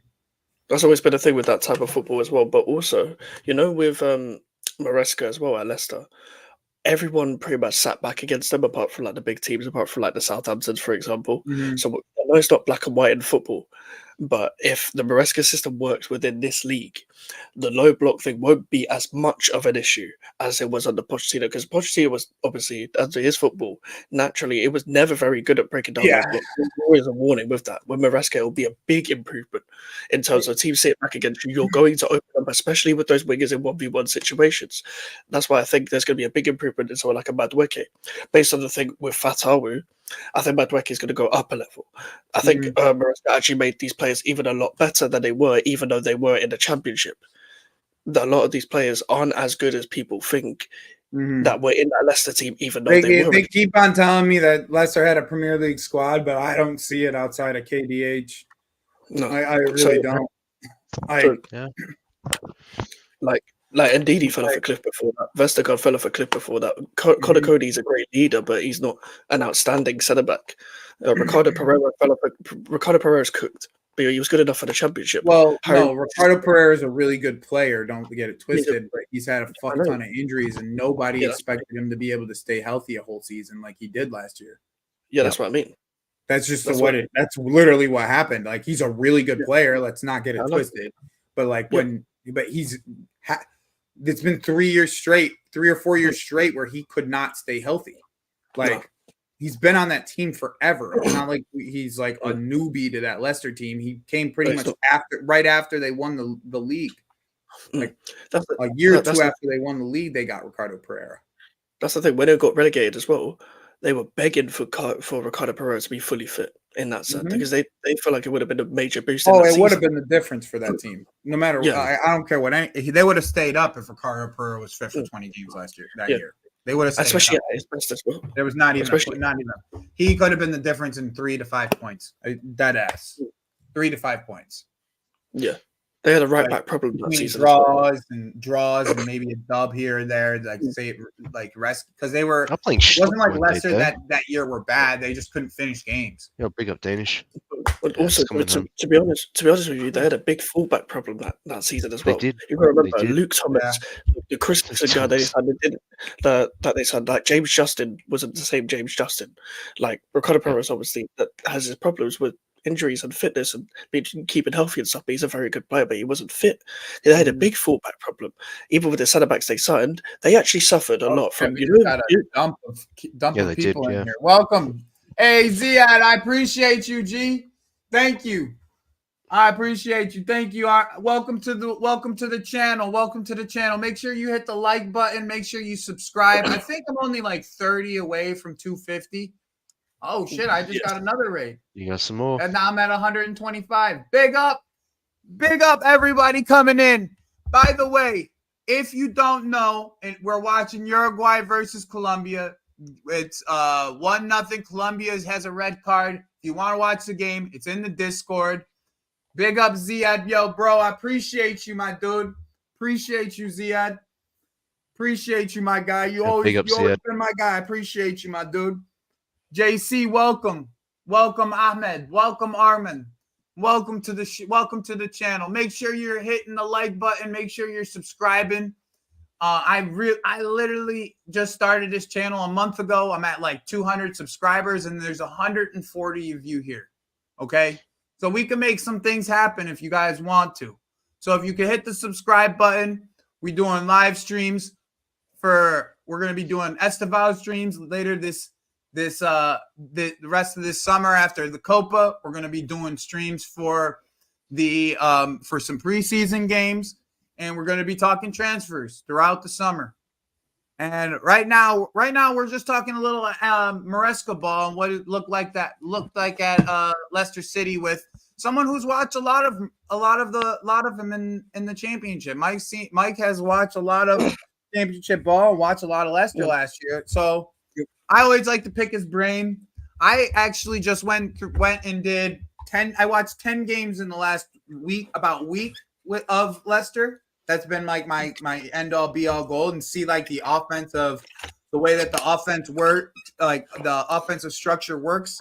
And my main focus was like was if our wingers that are brilliant wingers that we have the freedoms, right? Like that's the biggest thing for me is like I want Cole and I want these wingers that we have at this current moment and in the near future to have the freedom to be able to make plays. Like that's the biggest thing. Like I really, really, really, really want to see what Esteval does in a team like this with like a whole. You see the decisiveness of that kid already at this age. At 17, like, especially at this age, the decisiveness of him is just. Whew, he is, bro. I love watching Yamal, but Esteval. There's something about Esteval's flair that just is a bit different to Yamal.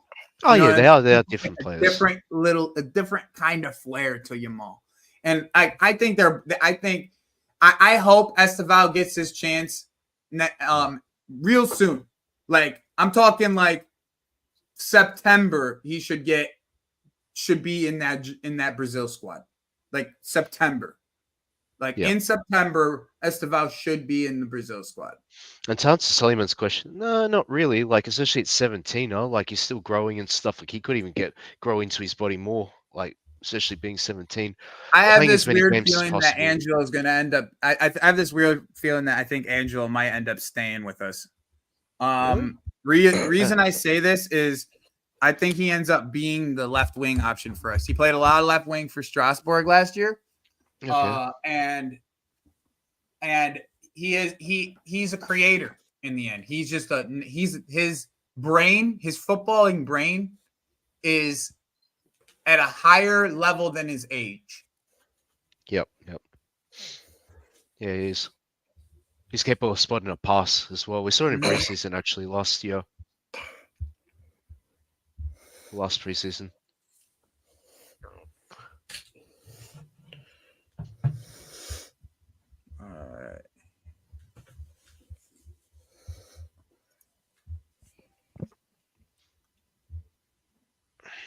Yeah, man. I think that the other thing is I hope that Maresca can get something out of Mudryk, because I do feel like there's a player there. Like I do think that you could get something out of him if you just get him in a system and he's not having to do a ton of thinking. Yeah. I just don't see him the same way under Maresca, if I'm being completely real. But there is a player there.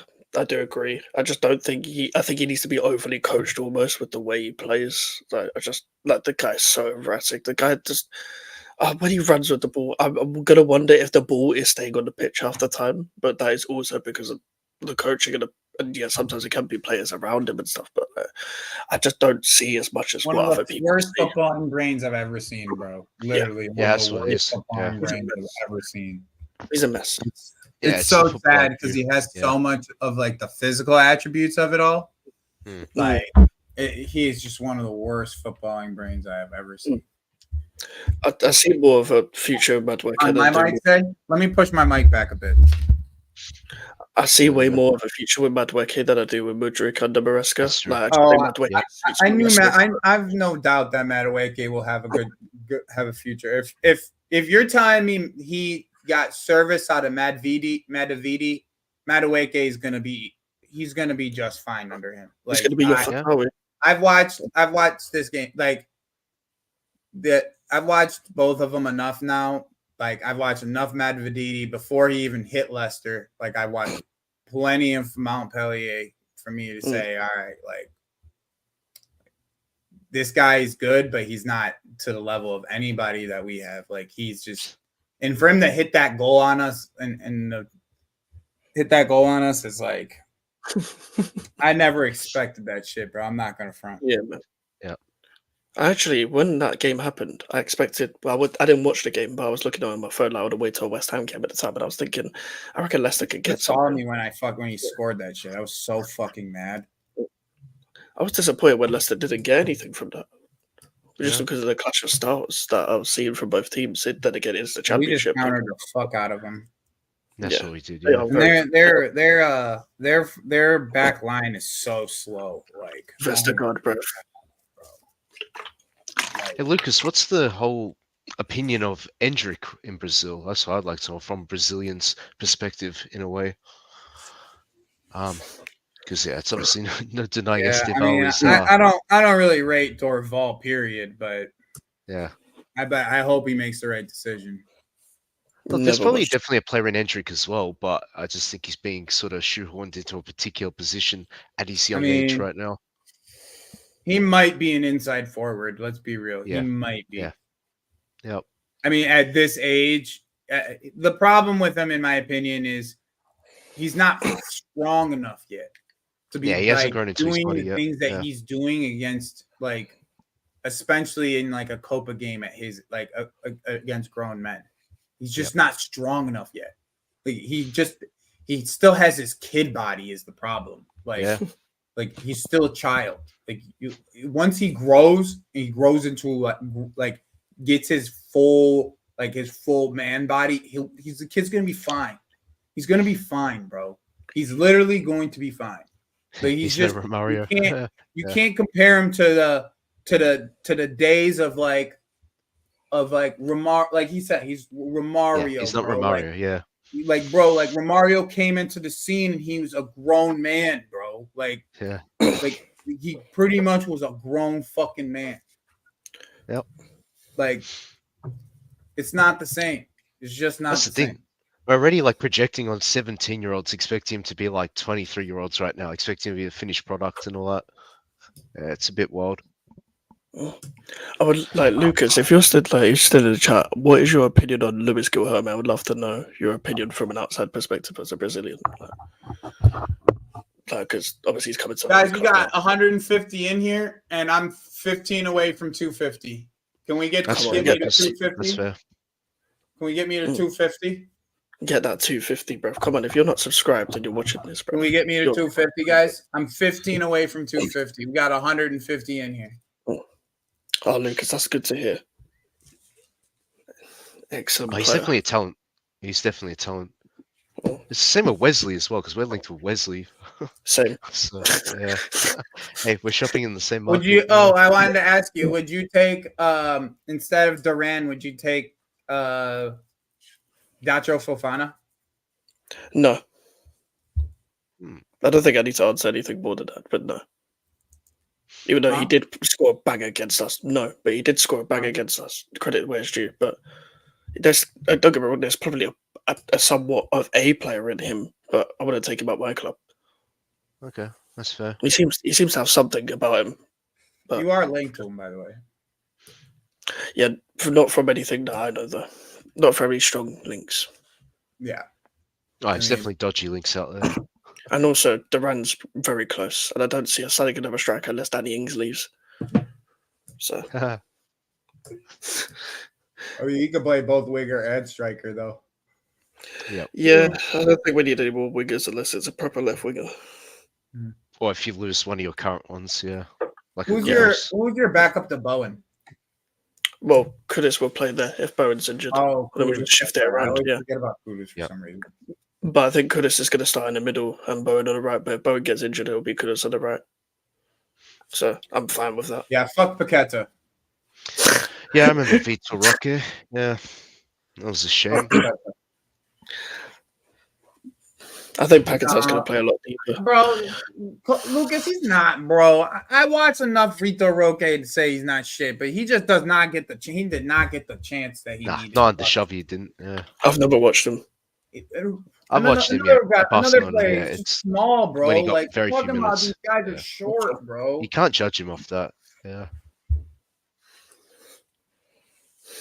And no Solomon. No. Sir Pro, And that's fair, bro. If you haven't seen as much of him, that's fine. I'm gonna do an Esteval watch along tomorrow at 3:00. Okay.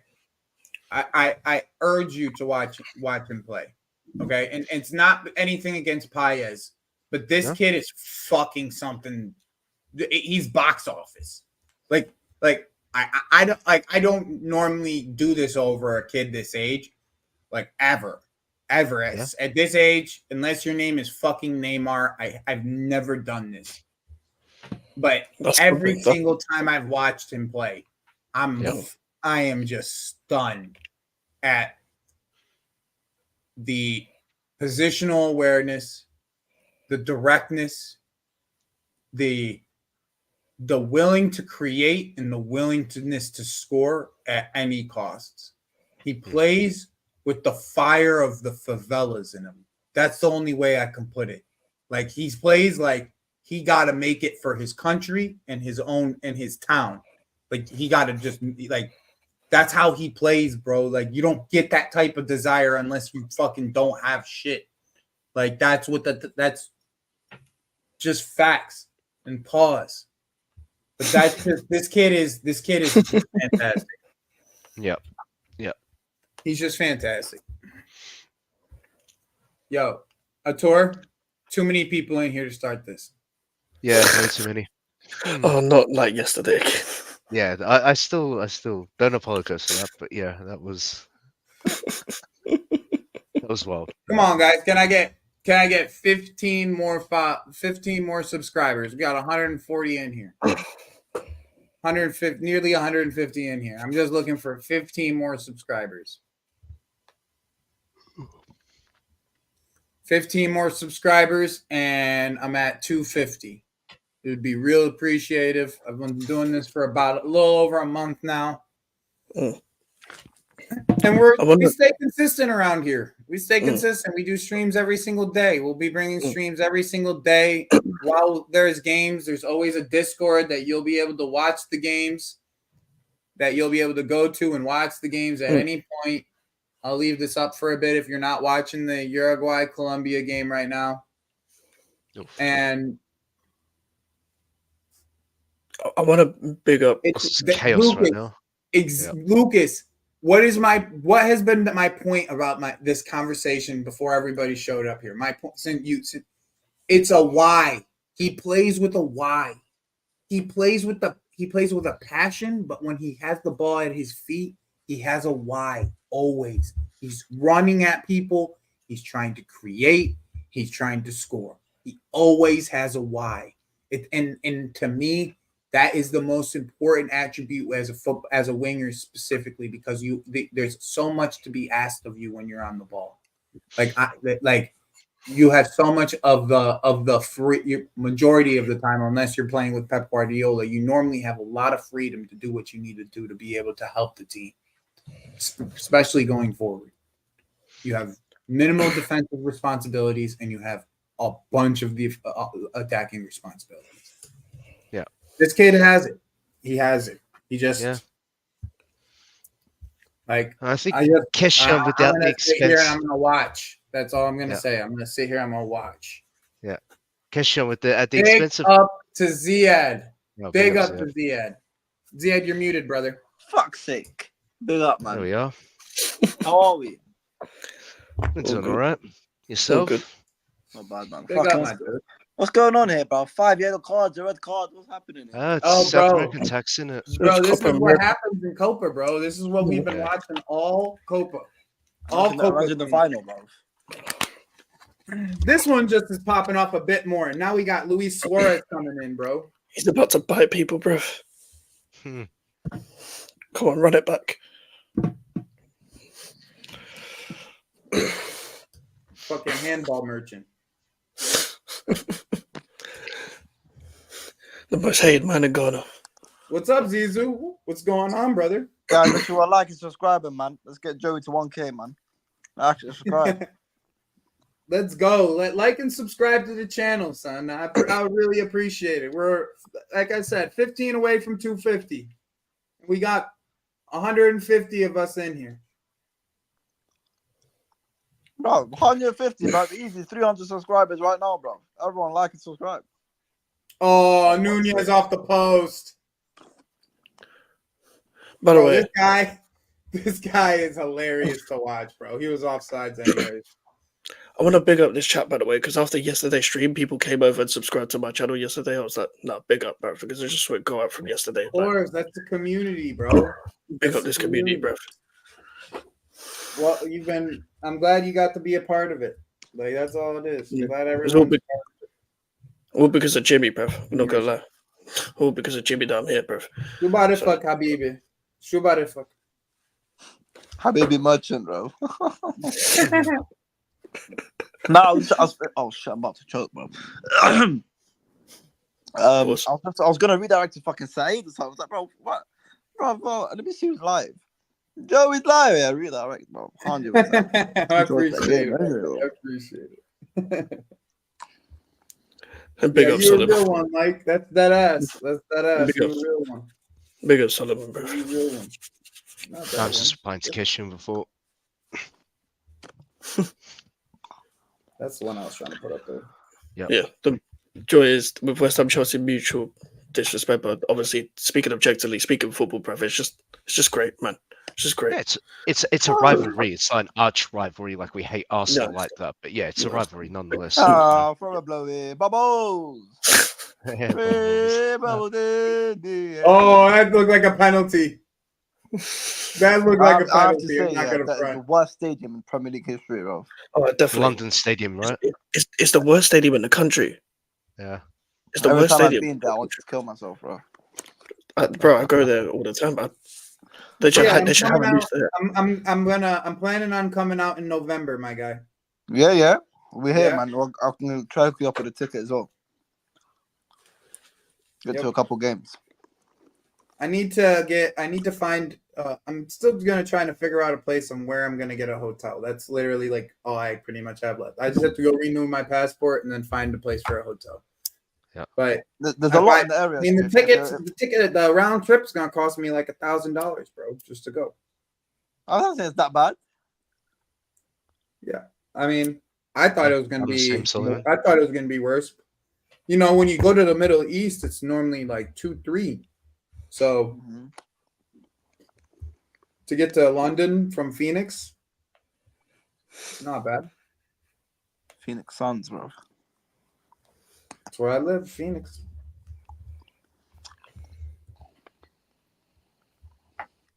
What, Bielsa can stand up now? What happened to him? His whole career, Yeah. he's on the floor, bro. Nah, He's standing up.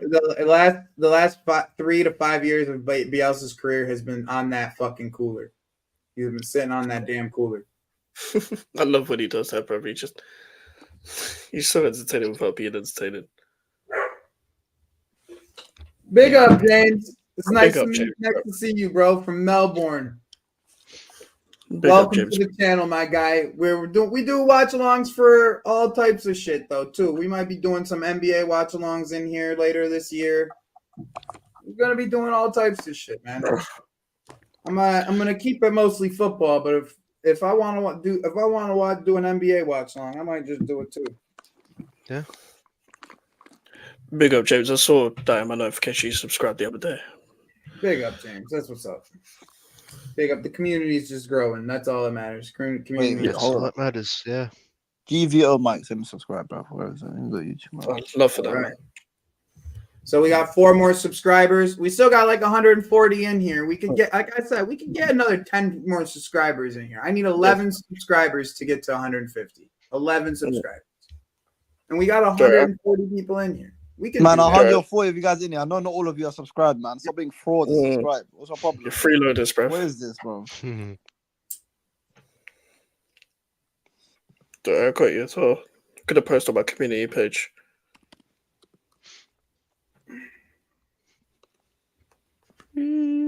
stars in the air. They fly so high. But what I don't understand about that is that they say, like my dreams, they fade and die. Like, bro, like what? Yeah. What's going on Yeah. here, bro? It's because we don't have anything good at this club.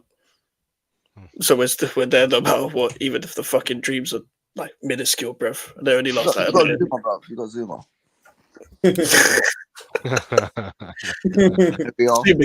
Zuma kicked our dreams away with that cat, bruv. Diaz, Diaz, you gotta take that to the outside, though, in my opinion. Because you're a man down. You know Uruguay, what I mean? this is shocking, though. I swear Colombia have had 10 man for like over half. Yeah. It's been about a half now. At this point in the game, it's been about a half. There you go. Well, lit. Another one off the bar. And that's their talisman. That's Suarez too. Yeah, it is. That's old as shit, bro. Look at him, bro. Look at his teeth. They got Nunez and Suarez up there, and they still hitting the bar. Former Liverpool, current Liverpool. Yeah. Literally, you'll never walk alone. Damn. They're together now. Fucking hell. Makes so much sense, you know. Bro, why is he's not even fixed his teeth? Colombia's gonna be like next game. Colombia's gonna be fucked against fucking Argentina. Yeah, with no Munoz They're as gonna well. be fucked. Yeah. Have they even got another right back? Without Munoz, without Munoz and like potentially, I think there's somebody else that is potentially out with the yellows that they have. Oh, Yeah, I don't think anyone else could book. That They guy's got leg. suspended. Oh my days. How do you keep that? What kind of pass was that? Oh, Solomon, exactly, bruv. that's it.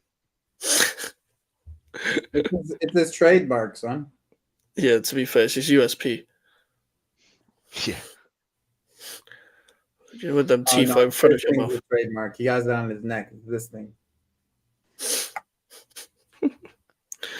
Could have said something a bit mad there. I mean, if you want, that's what he want to be weird about it, bro. Yeah. No, I'm saying I could have said something worse. Always forget where I am, bro.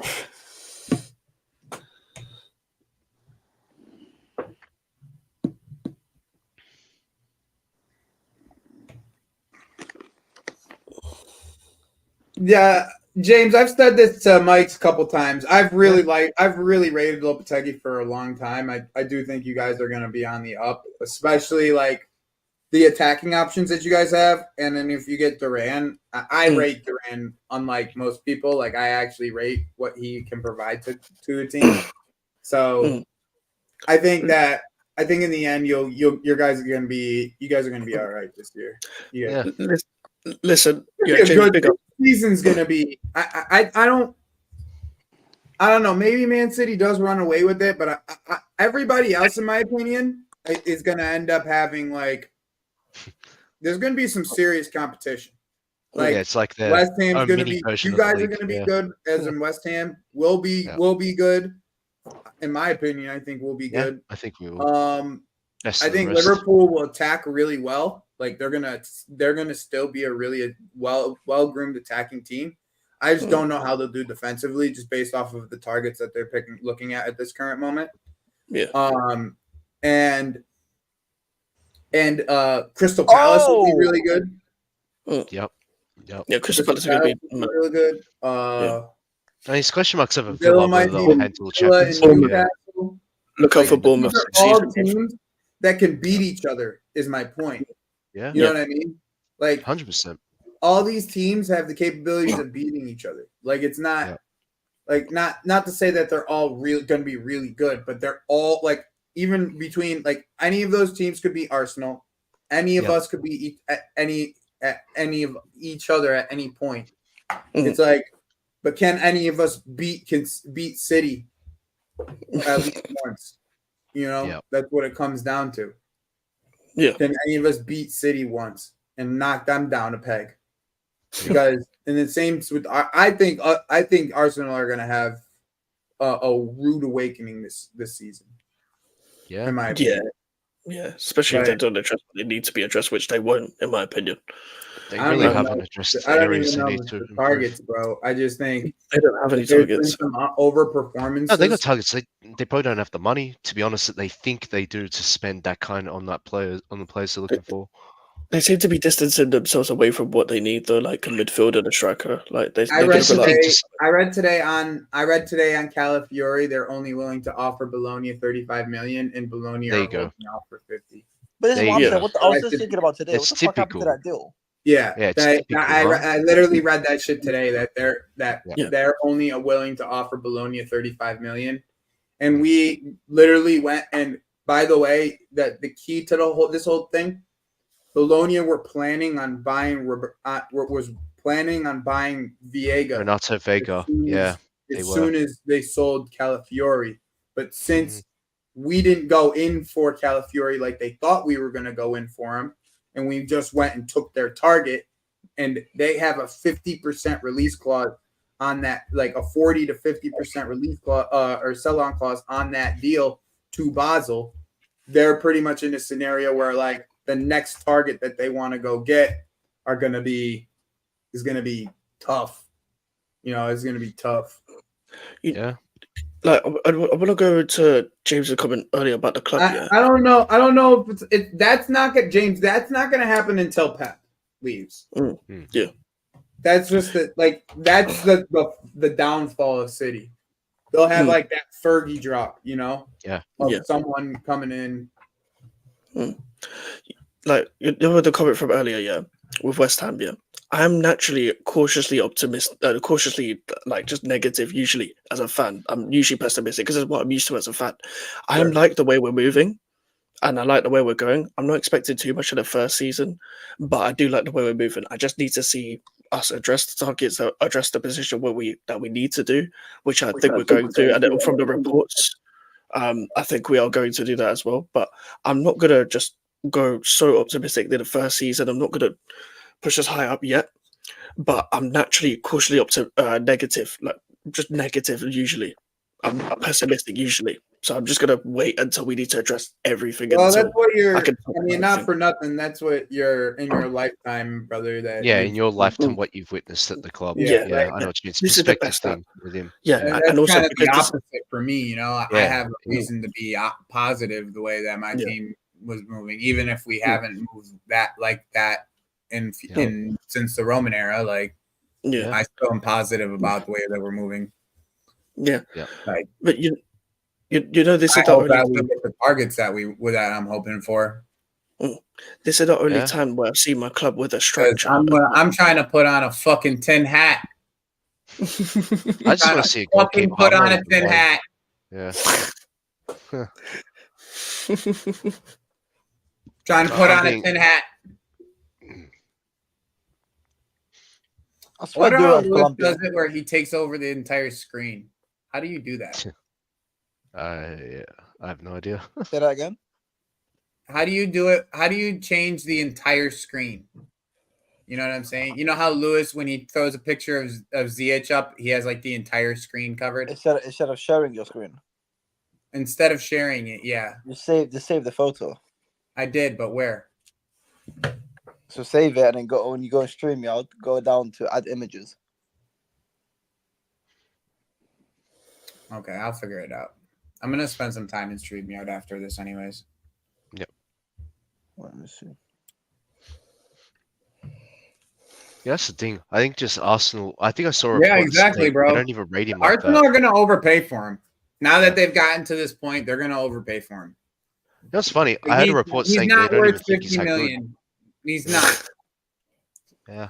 You're paying 50 million for a backup in the end because you got everyone saying Timber's going to start. Yeah. I think it's a bit suspicious, to be honest. The way that they hyped it up so much, they're going to get that deal done. It's just gone cold. I looked up. I spent like 15 minutes trying to find a hilarious picture of Victor Osimhen, and I found one. So Nice. Run with it. Man, like Yerry Mina, you know, in a picture of the proper shithouse. Yuri Mean is a bitch. Yeah, a bleaching bitch. And So, he yeah, couldn't cut out Barcelona. Go to brand, Joey. Hmm? And then go to brand on the side. You see brand, Mm-hmm. and then you see overlay. Yeah. Click on overlay and add overlay, and then it will just take you to your saved files and whatnot. Okay, gotcha. And then it'll just be wherever you saved. There you go. There you go. Yeah, sharing cool. screen and a headache. But I swear the The right. Blues got like 100 of them, son. I gotta Yeah. add some of these. I gotta add some to mine, and I gotta start adding some sounds too. That's the next thing I'm gonna do. But isn't the Exactly. right Colombian? Soundboard. Yeah, Huh? Durant is Colombian, yeah. Where is he then? On the bench, yeah. On the Yeah, bench. Durant's on the bench. What? I mean, their starting striker at Colombia, he's like 26, and he starts for Eintracht Frankfurt. Yeah, but I can't like Durant to West Ham. It's a mad signing. I think I'm he'll be actually good happy for with them. that. Yeah. I do. I do believe it. I think he'll be good for them. To be honest. He'll be a nuisance, bro. Yeah, That's I'll what it is. welcome him, but I'm not going to expect anything first season, as I said. Like, Bro, it's the first striker you've had in fucking years, bro.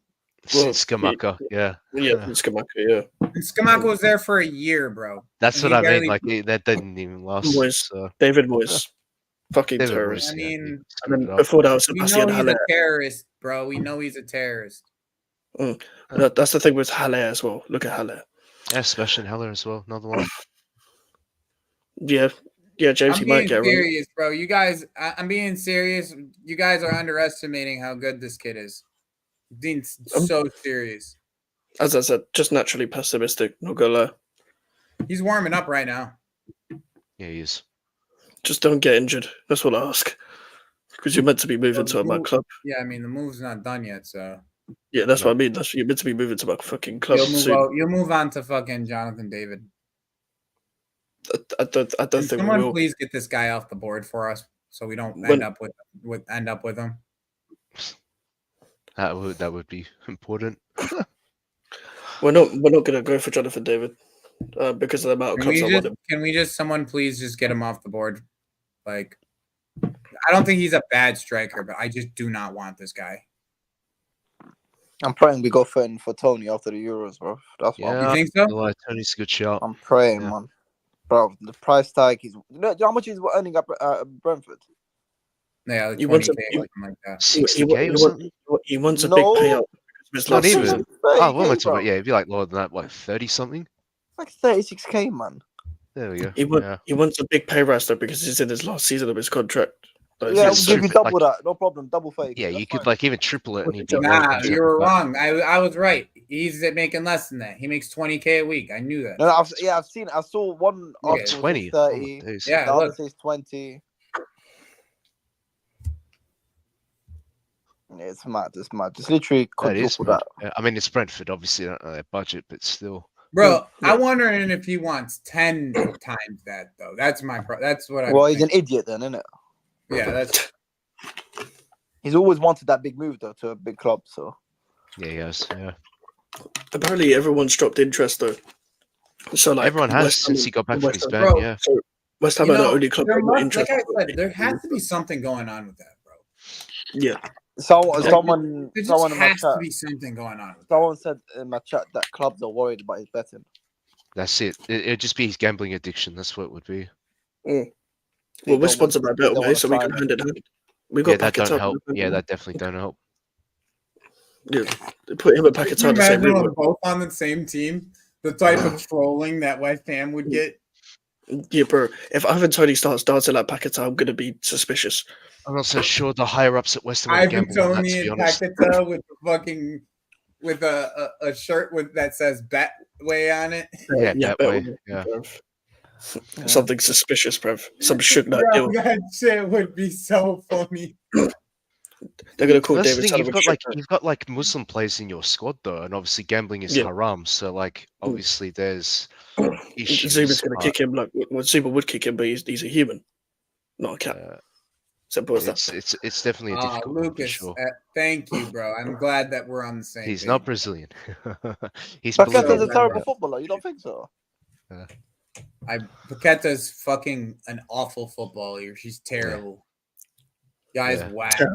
People need to check their Fucking passports. send him. Just keep him over in fucking West Ham. We don't need him in Brazil, Cam. Get some other fucking midfielders. You know the sad part for Lucas Costa? We don't got no 10s no more in Brazil. That's the sad part. No. We got nobody that can play the 10. Oh, well. I'm sure there's someone who could play it, whether they're good enough. Yeah, that's not what I mean. I know what you mean. You go home it. I mean, think we can't offer them for Fano, Brojo. I think Brentford would love Paqueta is terrible. What do I watch? I watch Brazilian football. He's terrible. No, he's not terrible. Freaking terrible for Brazil. No, for Brazil, I'm talking about in general as a player. Not good enough. Yeah, terrible's a strong word, but no, he's terrible. Kick rocks. Terrible. For Brazil. For Brazil, for the Brazilian standard that we're used to seeing. Footballer. Yeah.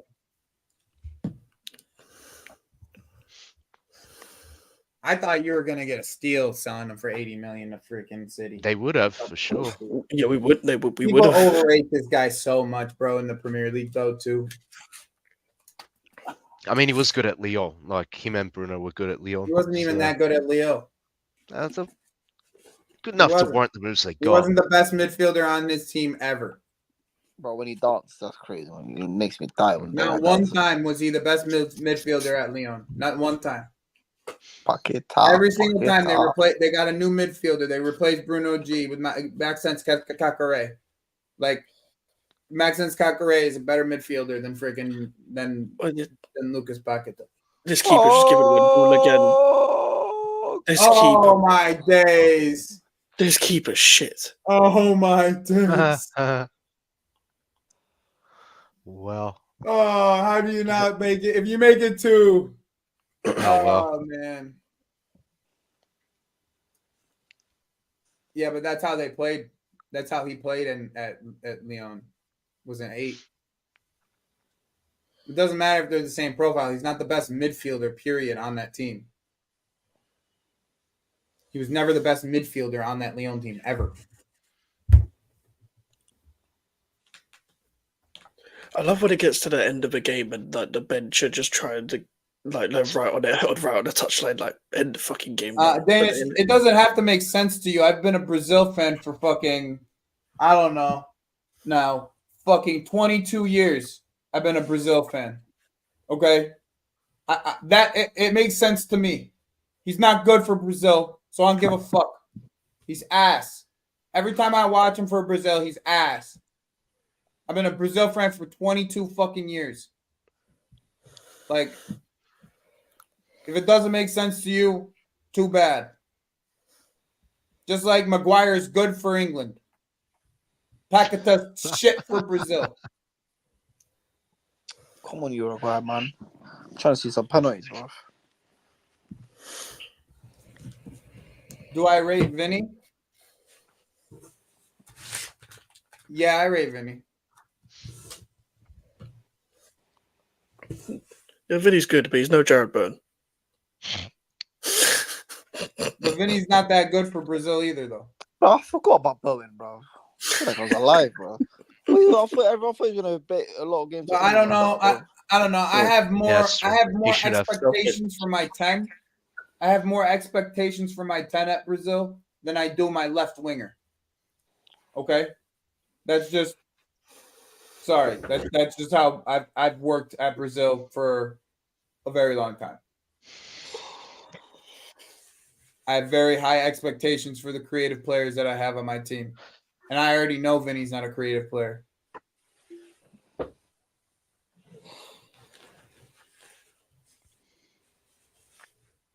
He's one of the best direct wingers in the world, though. Just plain and simple.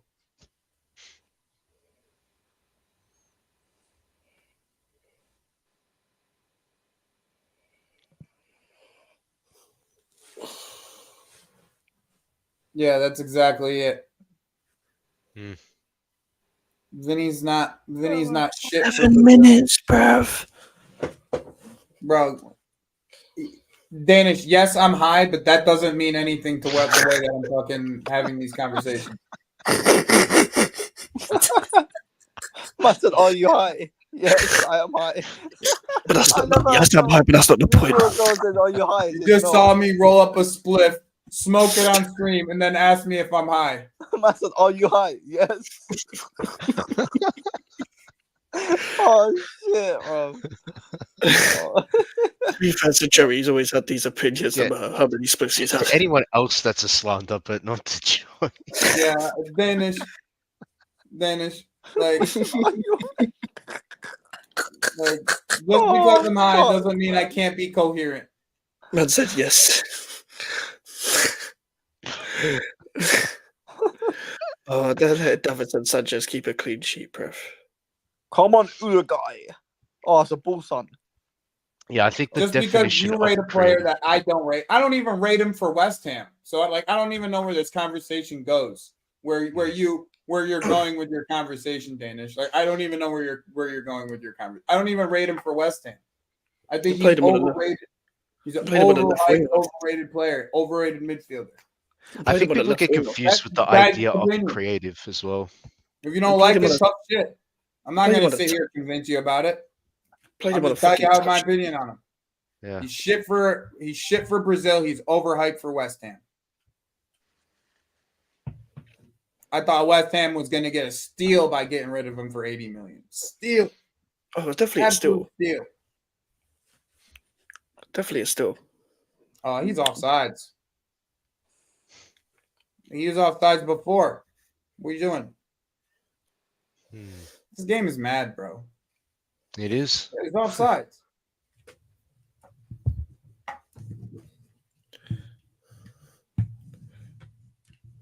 Colombia are really going to do this, bro. No, he wasn't. Yeah, they're going to stink it out.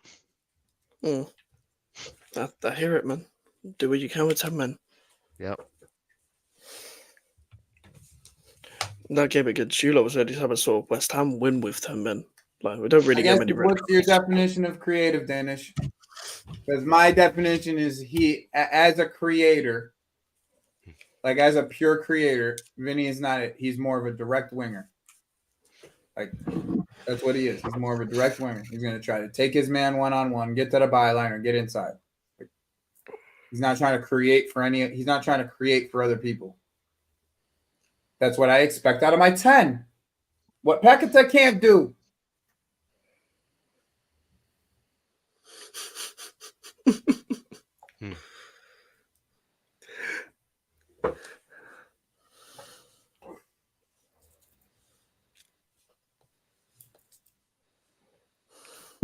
I know what I'm getting from Vinny is the thing.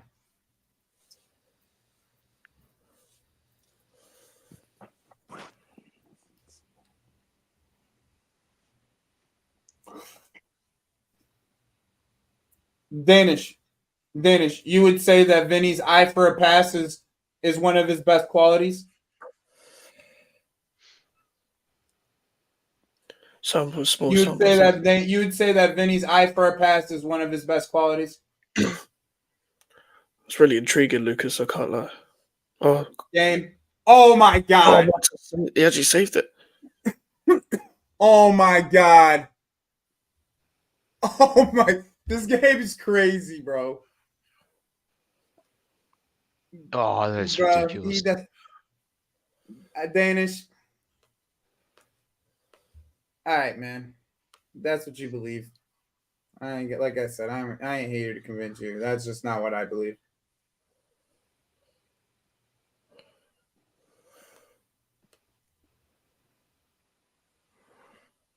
I mean, it was a good save, Adam, to be fair. Turan, who scored that. This game is mad, bro. Oh my god.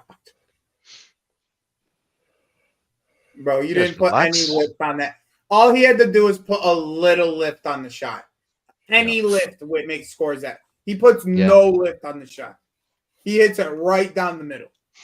thinking the I'm goalie's telling you. going to dive. Yeah, that's true. All you have to do is put a tad bit of lift. You need just enough where you're going to. He put way too much power on it and not enough try to place it above the keeper. Like, all you had to do is place it above the keeper. He hit it straight and above the keeper. Oh, yeah. Well done, you cheerleader, Luis Diaz. Dude, Ugarte's been disappeared in this game.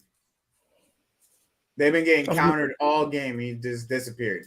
Yeah, It's well, only- he's United. He'll be United's problem. It's only me that isn't really overly impressed with him whenever I watch him. No, he's really not that impressive. Like, he's a decent football, but he's not good. Because I always thought maybe it's PSG and all that, but I've never really. Oh, look, it's definitely PSG's PSG effect. has If he went to a technical better club, he midfielders would have now. probably developed a lot more. Yeah, but that's the thing. Like Vitinha and Fabio Ruiz are there. Like, I mean, they both showed their Yeah, quality. but they got this more minutes than Yeah. he did. Euros. That's the Oh, thing. that was Yeah. such a dumb play by their left back. What the He'll fuck? take that yellow card all day long. yeah, might as well. I'll take that yellow card all day.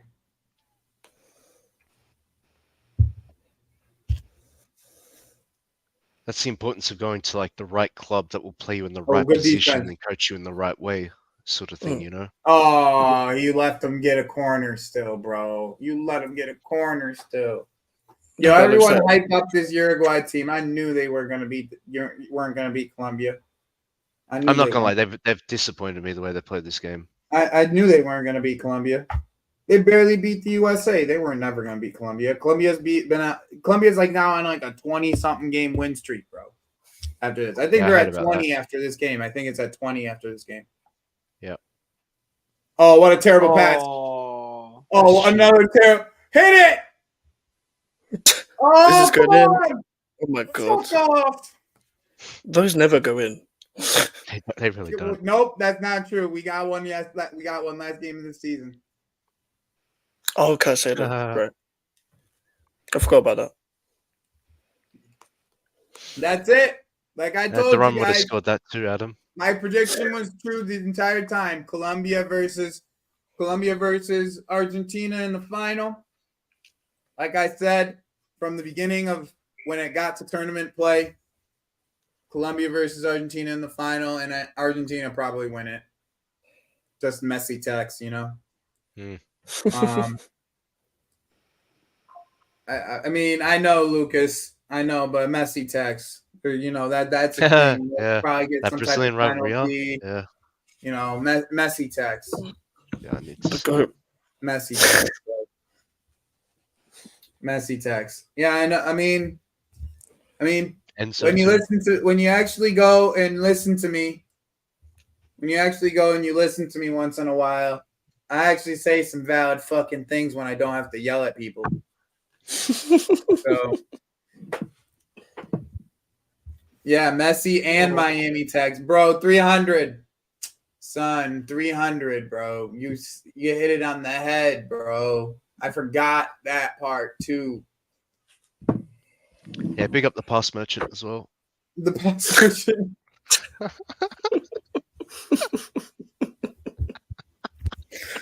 Yo, That's what started it all yesterday. nah, That's what started it, yeah. Danish. Fucking Miami is like an 8.5-hour flight. I ain't going there. That shit is not. I ain't doing that. Oh, look at the two Liverpool players hugging it out.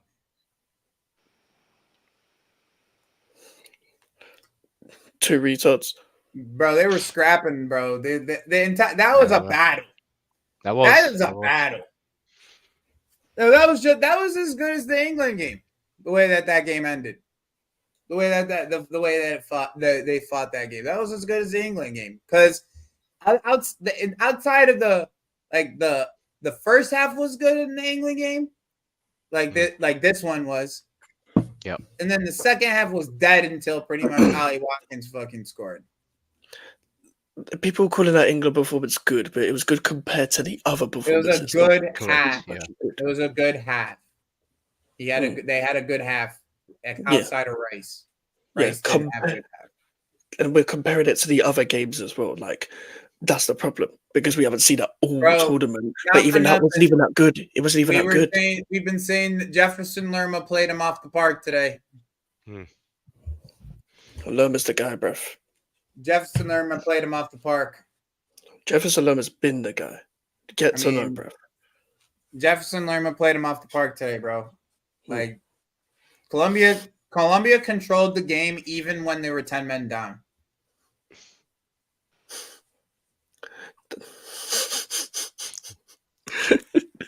I fucking hope so. I doubt it, but I fucking hope so. Bro. Yeah. CNAC. Same.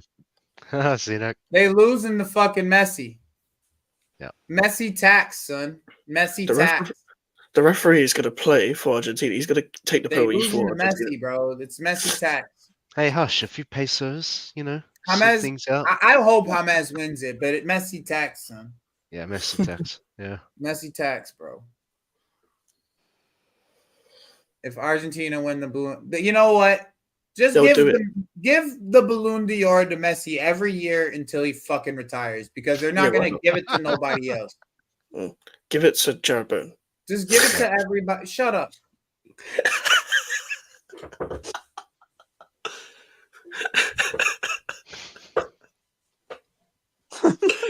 Tomorrow, that's a tomorrow issue. I'm getting drunk tonight. Enjoy, my brother. Enjoy. Enjoy seeing it. Balloon d'Or to Enzo. Enzo didn't have a good tournament, but either did Messi. Nobody's had a good tournament outside of freaking, outside of the guy from Colombia that just got sent off and fucking James Rodriguez. Those are the two guys having good tournaments. Like those are the two guys that are actually having good tournaments, like really playing well. Like those two guys are good, having good tournaments. Who else had a good tournament? What is Luis Suarez fighting over, son? Why is Luis? Go home, Luis Suarez. You're out. Go home. Go home. Danish. That's all we've needed to stream. Go home, Luis Suarez. No one gives a shit. Go home. You're whining and complaining. Go home. As John B would say, stop yelling. What is he sitting there complaining about, bro? That's Luis Suarez, isn't it? He's complaining about his teeth, bro. John Duran hasn't played a single minute, and he over here getting teary-eyed. What you getting teary-eyed for? If he's crying, don't come to us. He looked like he getting teary-eyed, though. All the Colombian players are. Fuck Yuri Mina, too. Proper shithouse. I think this is proper shit, to be honest. Yeah, I got one more. I gotta find a good one, girl. 1 second. I find a good. Pretty much anyone who fails at Barcelona and gets into other clubs, not good. To be honest, Everton were fans didn't mind it because he was one of the better centre backs, but it's also because they had Michael Keane as the bar. That's true. Yeah. Oh, by the way, 300. Fuck you. But they had Michael Keane. They had Ben Godfrey wasn't that bad at times, but lapse of concentration. But gone to Atalanta now. And I forgot I said they had another shit centre back. Mason Holgate, he's shit as well. But so that's why they didn't mind Yuri Mina. Yeah, Mason Holgate were the worst players I've seen in the Prem. He won't make starting 11 though. Titus Bramble and Roger Johnson, worst centre backs I've seen. Streets remember Roger Johnson.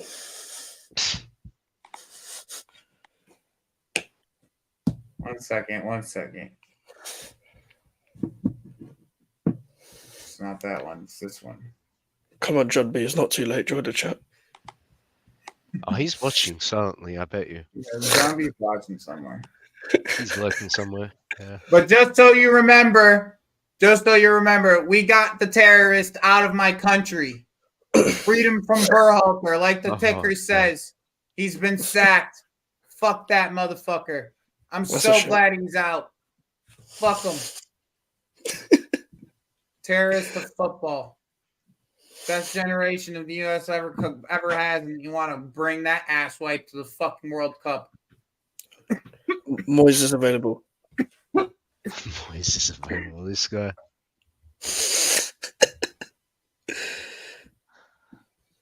Yes, sir. It won't happen, but yes, sir. No, Moyes is Yo, going. Klopp, just give Klopp like a nice little pad out in Miami, son. You know, give him a nice little freaking. Yo, why are you doing this shit to me? Yes, Arthur. I'll take Tuchel. Yeah, he'd actually do well, unfortunately. Nah, I wouldn't take Tuchel, to be honest. Never mind. He'll probably find a way to bench Pulisic. I forgot about that. Nah, hire Klopp, son. I don't think that's happening. It's definitely not happening. Yeah. What did that just say? One sec.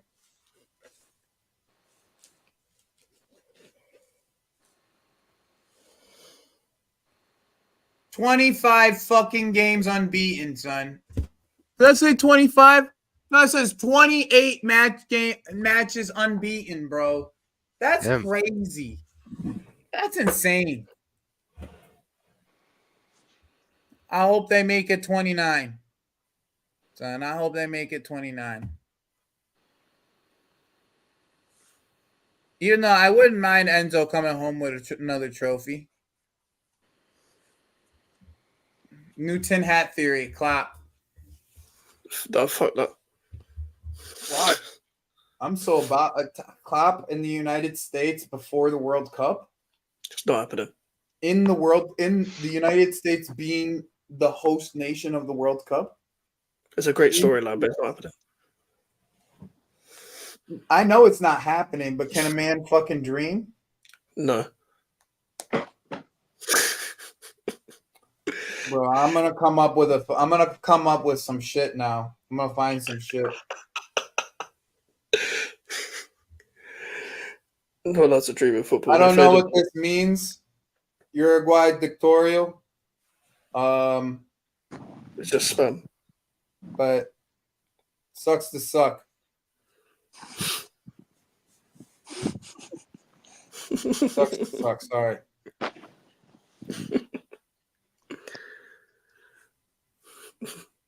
I think Zidane's just waiting for the France job. Yo, that Ken Durance, this Yeah. is a good fucking question. This is actually a really good question. He's not in the Barbers, that's for sure. What Say do that you for need a barber for, bro? That's why he said he's not there. Just Like- waiting until 2044 for that France job. You just stand there waiting. Yeah, that's what I'm saying. And it's specifically the way that we just have runners in the midfield, really. That's like all we have is runners in the midfield. We have mostly people who are runners in the midfield who are strong off the ball runners. Not that great on the ball. Fucking Weston McKennie would have to fucking get into shape if he wanted to play for Klopp, too. Fucking dickhead.